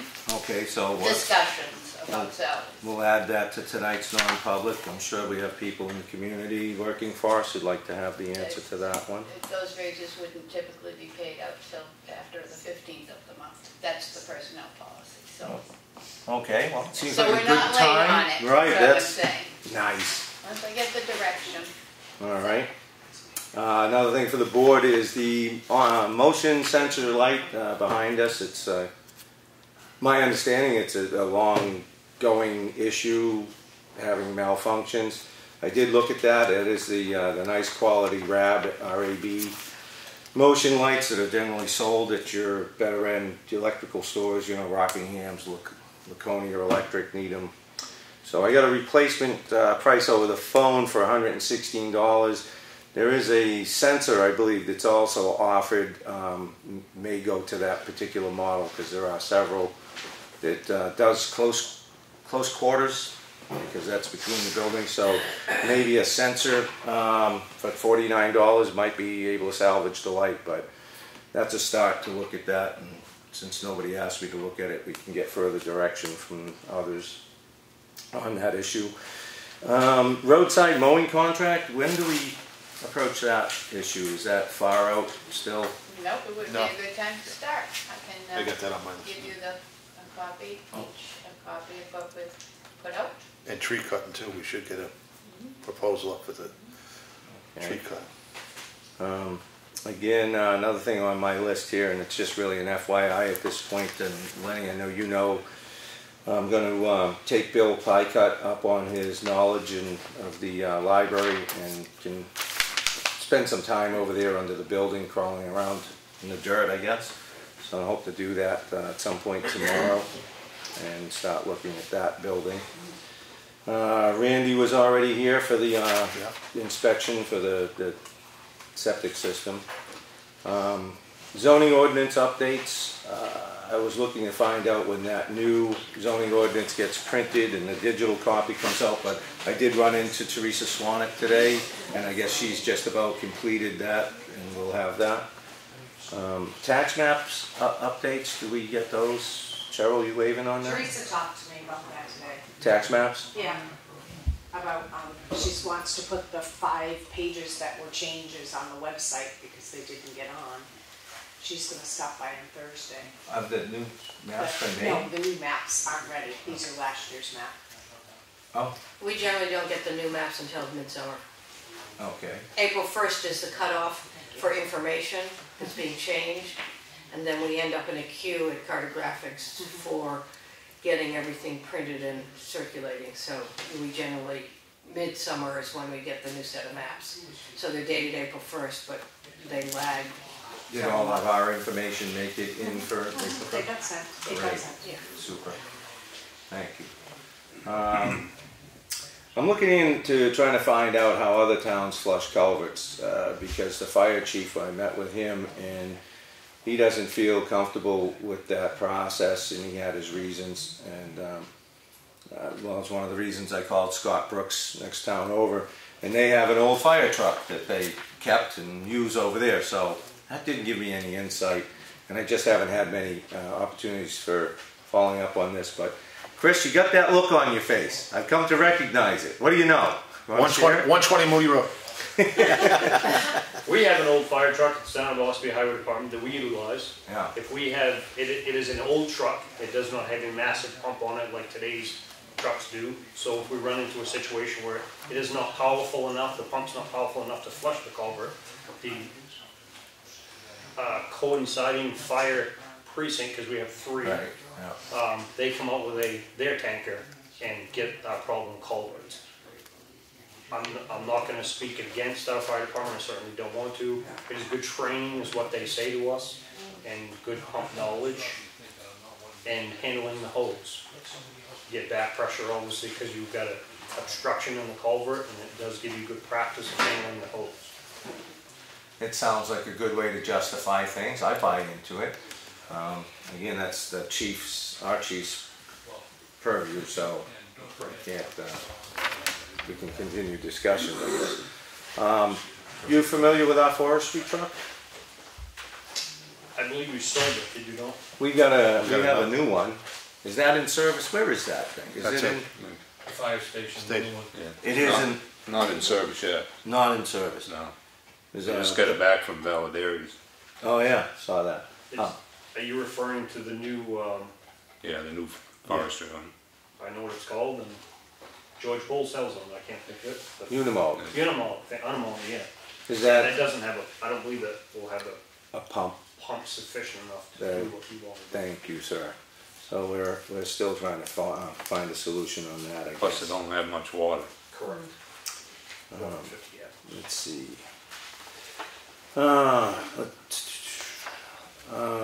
Again, this is just to throw things out so people will be prepared.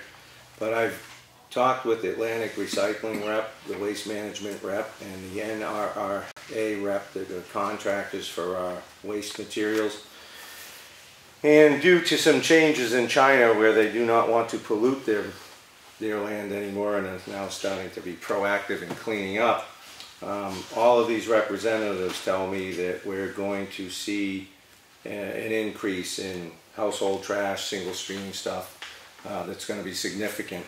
So I'm going to be spending time going to some meetings with them, and I think our contracts are up fall this year. So I'm going to be spending some time to try and find ways to mitigate costs, and if there's effective processes that we could easily adopt here in town to again mitigate some of that cost. Some of what I heard was 2 or 3 times the expense of what we're presently paying. So we'll, when I have more, I'll let you know what I know. Let's see. Some of these things we've already covered. I did have one thing with a bridge, Stevens Road Bridge. I've come to understand that there's a Form 4 and an as-built plan is what got accepted by the board last year. These have not been filed with the state. So I don't know, is that? Do we have it in our records? No, this is the municipal bridge. Whoever, the gentleman who's overseeing that now, I had a conversation with him, and the Stevens Road Bridge isn't on their, updated on their inspection reports, and we just had something in the file. So that bridge is still listed as a red listed bridge, and they say that they're supposed to get a Form 4 and the plan for that bridge to be filed there.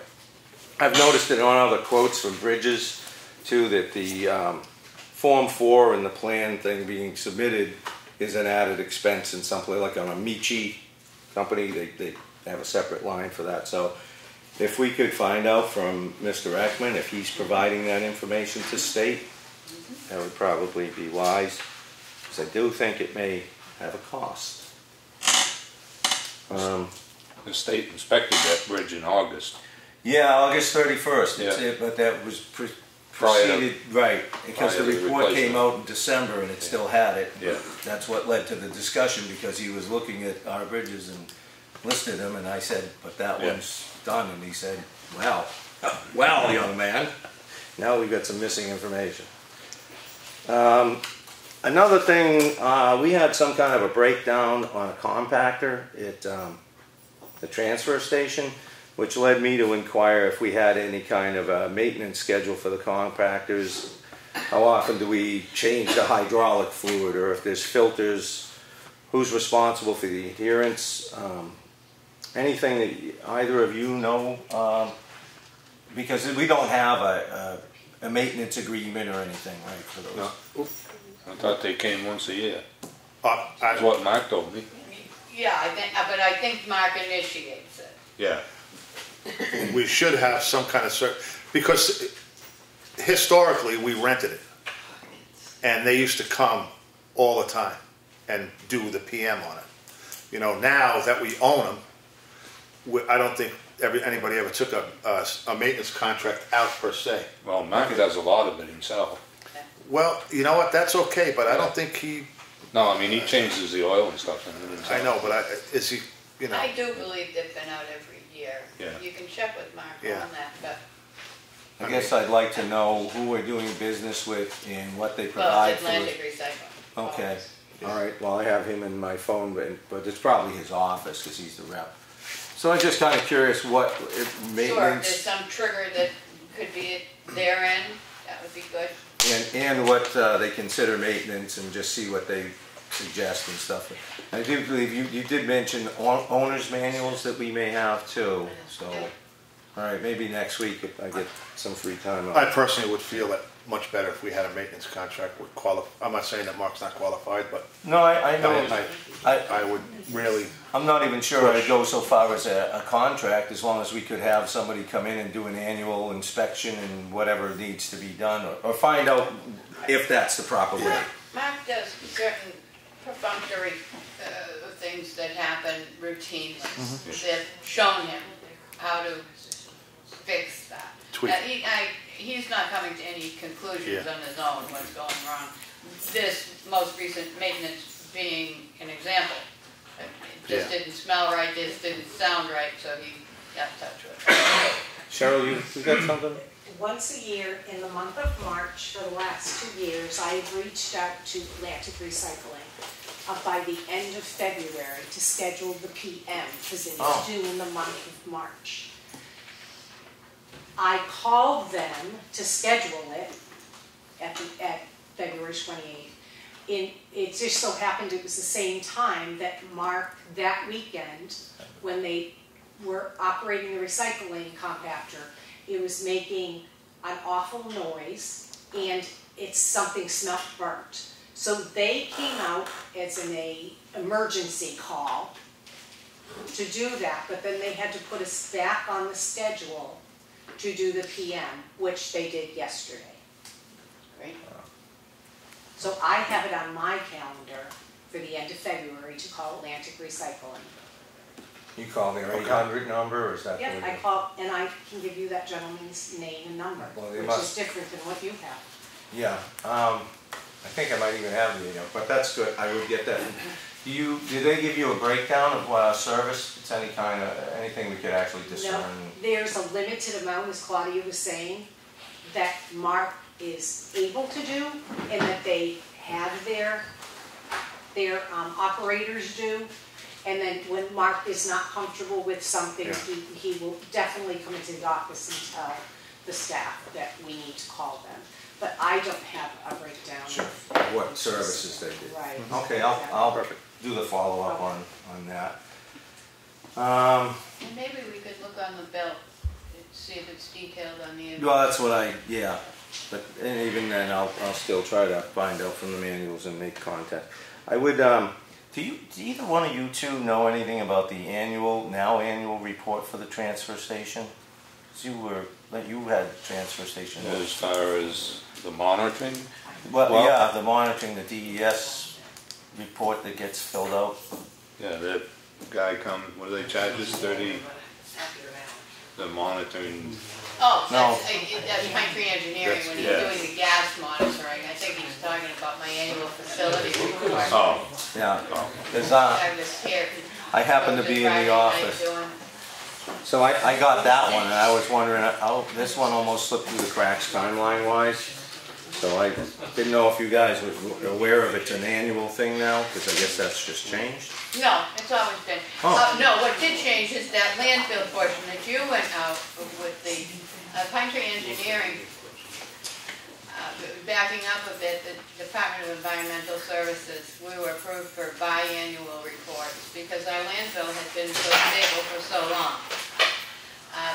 That whole hierarchy has turned over, and the new honchos have decided everybody's on annual until they decide that you may not need it as frequently. So Pine Tree Engineering called, sent me over this report and asked if we could handle this check-off report ourselves. I'm sure they're going to be doing the major report with the gas levels and so on and so forth, because we wouldn't be qualified to do that. Well, so just to end with this, But there's an annual, it's tonnages, what's your report. come out of, yes, what I've been doing it, yes, what comes out of the transfer station by way of transfer. And that report goes with your report, that is part of? I did submit it with that. Normally, we wouldn't have any part of that. That would be Pine Tree Engineering. Huh. Well, okay, so I just didn't know if the other board members knew it, but I got it, and I filled it out, and I only got to fill it out because Mark Pouzier was there and knew like all the answers, so glad Mark was around because it asked questions that I wasn't prepared to answer, so thanks to Mark. Anyway, I didn't know how that thing came about and who knew what. On the transfer station again, I have signed up to take the certified trainings. I believe that's on the 19th, so I'll be trying to get an overview of transfer stations. Down the road, I'd like to talk to you guys about a right-of-way ordinance. This might go into line with some of our plowing contract issues, stuff that happens out on the road, mailboxes. I also grabbed a postal online little postal thing that tells you where your mailbox is supposed to go. And if I'm reading it correctly, if you're on a gravel road, check with your local post office to be informed where it goes, so that maybe it isn't fodder for the plows. Let's see. What's that? It's always fodder for the You stay over in Ossipee with your truck, would you please? Let's see. Emergency radio coverage. Something that I think I brought some things to you guys. It's on Randy's wish list, and it's for I think that's something we might want to talk to the state. It's page 3 of this. These are bullet points for capital improvement plan for you guys. I'm going to be looking for some input from the board on these things. Town buildings, contracted services, bridges, bridge maintenance funds, paved roads, gravel roads, warrant articles, conceptual future projects, police department, fire, library, establish representatives for this, that, and this. So something to chew on as we go into the capital improvement season. If you guys thought you were going to coast through this year, you might want to resign now because I'm just on week 2 and it's still coming. The other thing is I was looking to try and establish that short list of professionals that the town works with that are for funds under $15,000, I guess. That was part of that professional funding we did at town meeting to set up a fund so that we can contact the various individuals. So we should probably try to do that, people that we can do repeat work with and stay within our procurement ordinance. So I'll be looking to get input with that. Again, the capital improvement program, we've discussed some of that earlier. I have a town of Freedom. I'm spilling over into their town hall, making them miserable too. So they're trying to find the layout for their law enforcement police department, because some law enforcement personnel in town have expressed that they have a good setup for a town our size. So if we start looking at capital improvement, whether that's expanding this building, building other buildings, that'll be something for discussion to look at. There's a lot of things on the roads that I'm going to probably not get into tonight. Certainly culvert installation, best management practices, no more poly or plastic culverts would I be in favor of that aren't installed at least 3 feet under the surface of the road.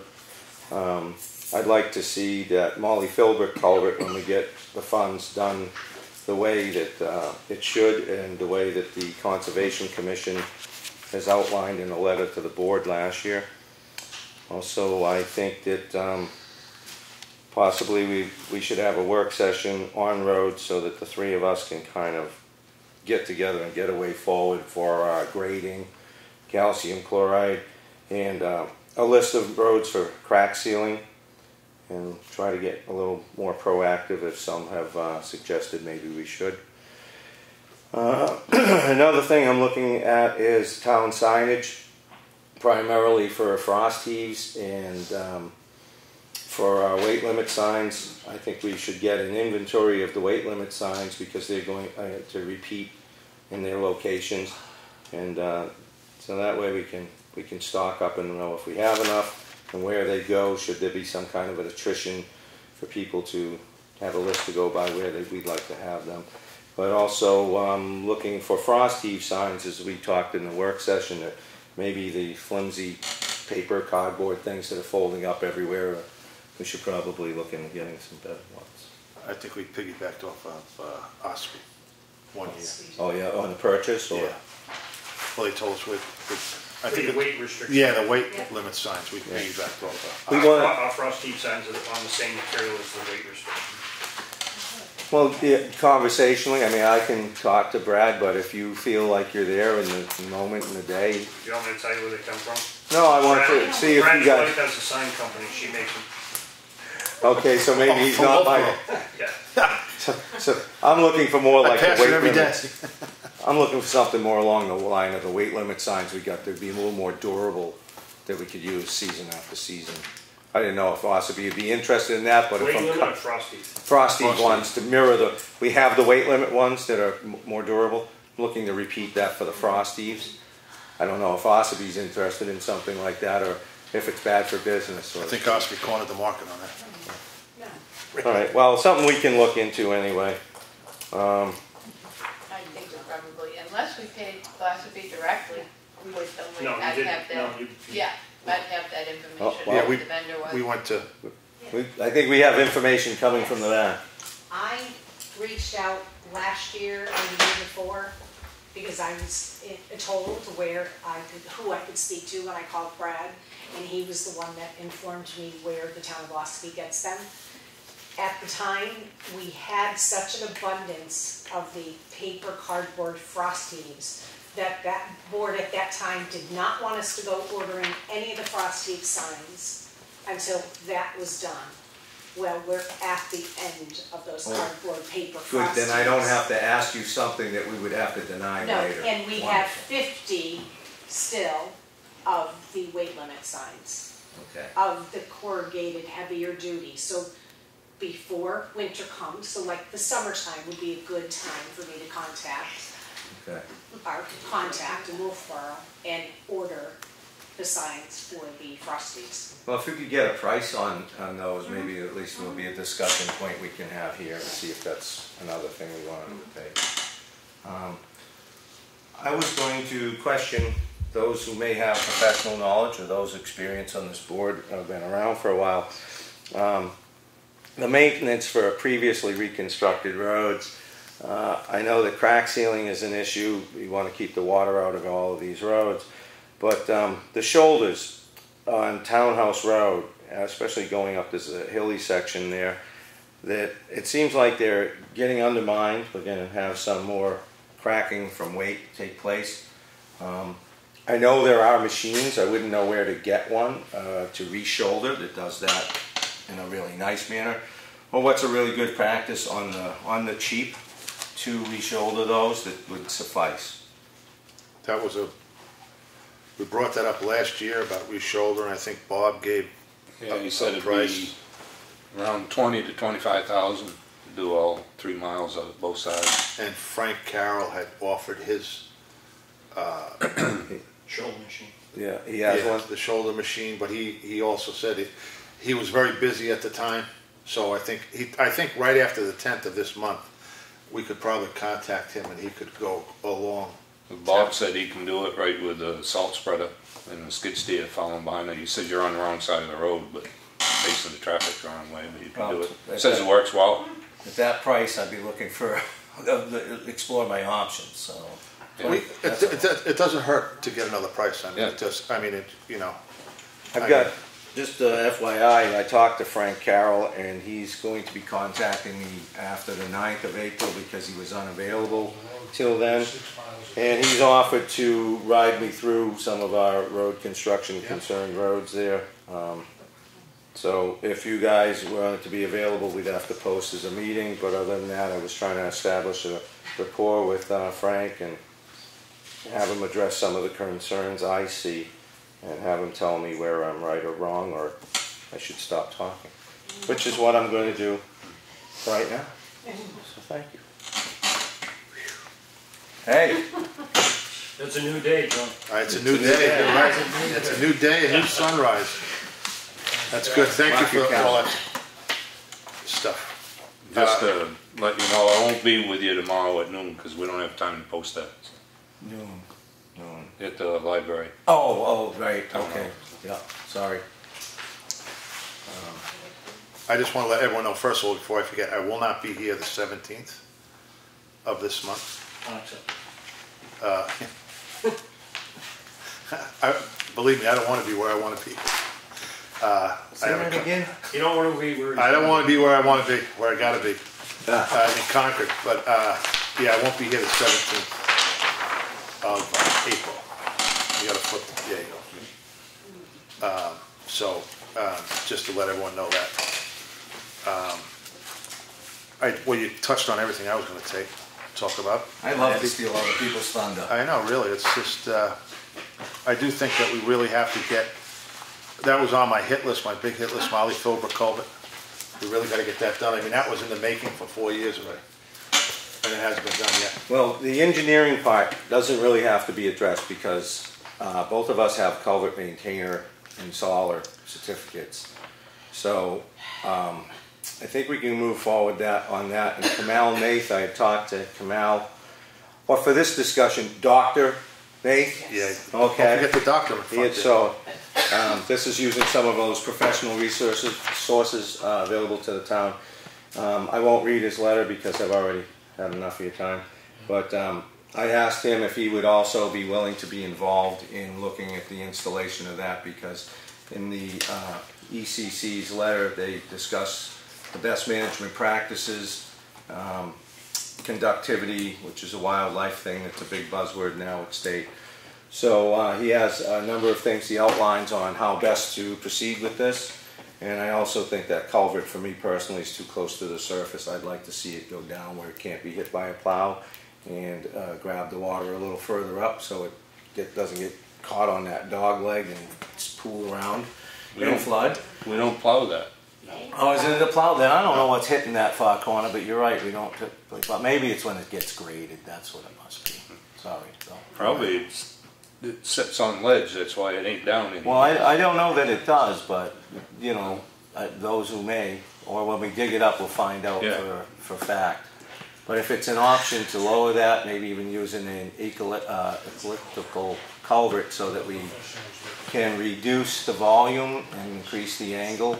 Besides, I think it's about a 20-inch culvert, so we can size it up 50%. I don't think they come in 30-inch, those culverts. I think they're probably on an odd thing like 28, but that should handle the water, you know, from what we're dealing with, especially if we grab it up before that dog leg. That's a guess. Don't know it as fact, but I don't want to spend the $7,000 for an engineer. So we can move forward that way. Well, it falls under the purview of the certificates that some of us hold. In this town. Okay, moving on. That's all I have for you this evening. Okay, so, all right. Molly Philbrook, we're going to put the proposal out for the tree cutting, roadside mowing you touched on.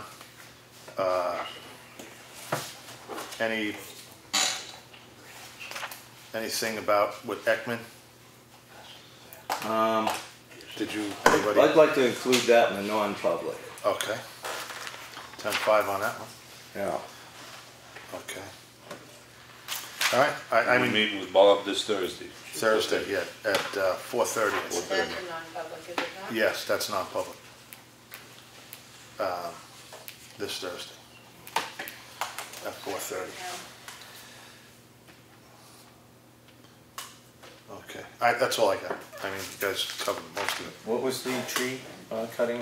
Oh, roadside mowing or tree cutting? Tree cutting. Both. Both. Both. Both. Okay. And what are we targeting that? Is that the town-wide ice storm? Yeah, the trees that are hanging over the roads and, you know, that bent over, that never went back. Chipping. Yeah. Yeah, chipping, Okay. stuff like that. Sure. Just wanted to make sure I was on the same page. Yeah. All right. All right, where are we? Old business. Any old business? Let me start with Lenny. No, that isn't non-public. Yeah, that's coming up. I don't have any old stuff. You got any old stuff? No. Oh, you know what? Rebecca, though, when she was in, that was new. She had asked about procedurally moving forward with. Is that old or new? Well, she tried to talk to us before about it, so I don't know.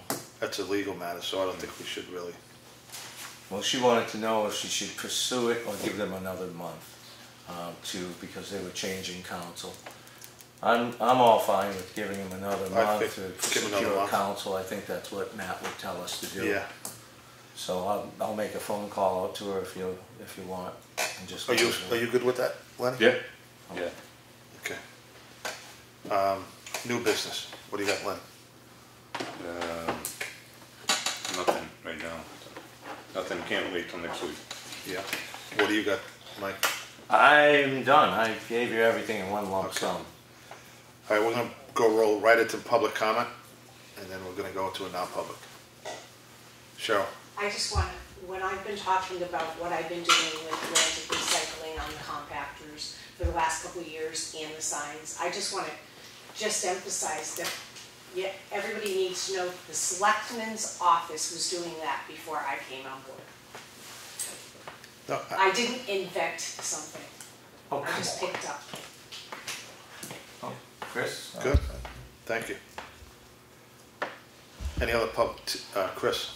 John, just because you 120. Just because you gentlemen discussed the shouldering on Townhouse Road, that as that was paved, that was shouldered. Yeah. I believe that was part of the contract by the paving company. Yeah, FRK. So if it's starting to undermine and the shoulders are starting to break away, that would invite the question of where did that material go? Well, a lot of what happens is it gets pushed away. Yeah. If you just add more, you're just creating a problem. Now you have a hump. So a lot of practices, state highways do it. Most municipalities do it. It's not come in with more material. It's take the material that's been pushed away from the shoulder. Bring it close. And you bring it in with a grader. I agree. I think that's why I want to have Frank look at it as well, because that's what he does. You know, I mean, you know, you can backhoe and all this other stuff is all great, but he's got I believe, the right tool for the right job, and you get the right job done. I'm not saying that he's going to get it, but I'm just... Right. Well, that's what, I don't know what the best avenue is to approach it, but I see some places where plows probably got off and dug it out right at the top, you know, so. Yeah, that last storm didn't help at all. Yeah, when things were soft, so that's why I bring it up, because I don't know what the best avenue to do to repair it, but I just noticed it's there, and there's been some cracking on that hill. You're going to you're going to talk to Frank the 9th, right? Yeah, he's supposed to call me to set up. All right, so then you can talk to him about the shoulder. Absolutely. If you can, if you will. Yeah. All right. I did, just for the heck of conversationally, we have one other reconstructed road that was built really well, which is Bailey Road, the year before Townhouse was undertaken. I drove the length of that looking at the shoulders there, and it looked pretty good, so I don't think we have an issue on that particular road. Any other before we... Lawrence? Where do we stand on the Snow Road Bridge? Has that gone out for bid yet? Nope. We're waiting for Ekman to talk to us. He hasn't called.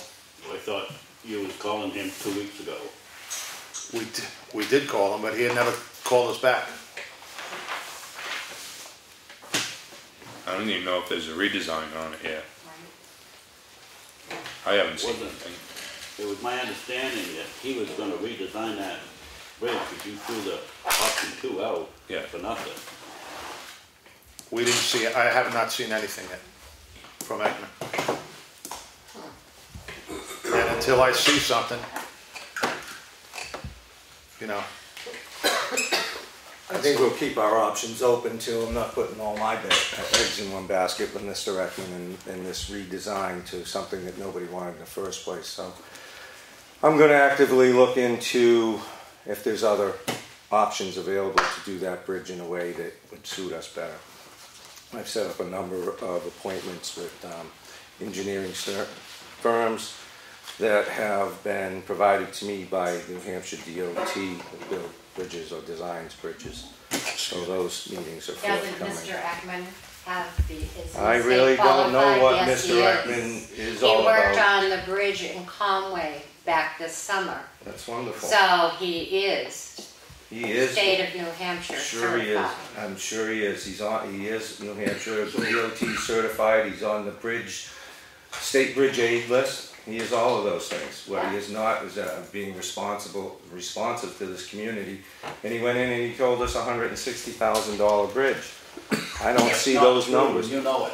I know it is government oversight at 90 minutes deep into our 2017 meeting. He said on camera that he felt very confident that he could do this bridge for $160,000. That's what I know. You have it right there in black and white. 150 to 200, Lawrence? That's right. Okay, it didn't come in close to that either. So. Now, you're gonna throw out option one, start all over again? Is that what we're doing? I'm going to look at all the options to help this community get where it needs to go. I'm not going to lock myself into Mr. Ekman, somebody you hired 5 days before town meeting. Okay, wait. I'm not doing this because you want me to. Hold on. I didn't hire Mr. Ekman. Hold it. The question was, have we heard from Mr. Ekman? No. What is going on the sidebar here is not happening. All right? It's a new day.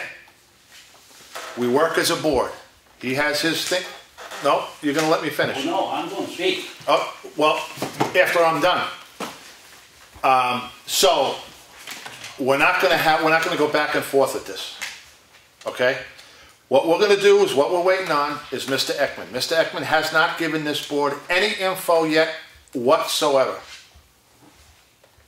And the deal is that Mr. Ekman is not going to call one person individually, and the one person is not going to call Mr. Ekman individually. Mr. Ekman is going to keep... I don't know where you're getting that. Stop. Please don't tell the truth. I am telling the truth. Yeah, it wasn't just one person. Just stop. I am saying that right now, we have not heard from Mr. Ekman, and we're going to wait to hear from him, and then once we hear from him, we will proceed with whatever we do. Whatever we do. If you let me finish, that's what I would have said. So that's where we stand right now. If you have anything else to offer, fine. If not, we're going into non-public. At the That's February 20th meeting, you and Mr. Spencer voted to go with option 2. Now, you're saying you're going to throw that out? I'm not saying anything right now. I'm waiting to hear what Mr. Ekman has to say. That's all. That's all. Nobody's called Ekman since February 20th? Let me tell you one thing. What? I am not chasing anybody. He has a contract to uphold. He is supposed to give us notification. And when I was on the board with Lenny and Henry, that never happened either. But I'm not getting into that. That's past news. I'm done. You can't change the past, but I'm going to try to change the future. And that's my plan. So, anything new to offer?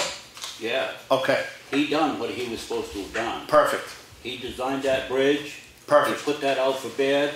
He recommended the 3 bids back to the select. Perfect. That was what he was supposed to have done for the $14,100. Correct. You and Mr. Spencer threw that out the window. That's right. Now, because it was $260,000. Option 1. Now you're going to say you're going to throw it out the window again? I don't know what we're going to do yet. You're sitting there, you don't know what you're going to do? Not because I work as a board. And it's up to us to what we're going to do. So you don't call Mr. Ekman on your own. No, I don't. So you have, John. I know, and I almost got charged $2,500 for it. That's right. That's right. So, anything else to offer? Because we're going to go into non-public right now. Yeah, I'd like to know what you're going to do with it. I don't know yet. I haven't discussed it with my 2 other people. Huh? When will you? When we hear from Mr. Ekman. I'll call him in the morning. Oh, you can call him. It doesn't matter what you call. That's true. I don't care if you call him, to me, you're just a I get a citizen. true answer when I talk to him. No. Not to me, whatever he tells you, I really don't care. You do? That's what he tells me. John, we need to shut this down. Yeah, we're shutting it down. Okay, we're gonna go into, make a motion to go into non-public? I make a motion to go into Under, non-public. hold on a second. RSA, RSA 91A, paragraph 2, A3. A3, I believe it's C. no, it's RSA 91A, 91-A:3, comma 2A. A or C? A and C, actually. Okay, all in favor? Roll call, Lenny Espie, Aye. Mike Cahalane, Aye. John Meisner, aye. Okay, thank you all for coming.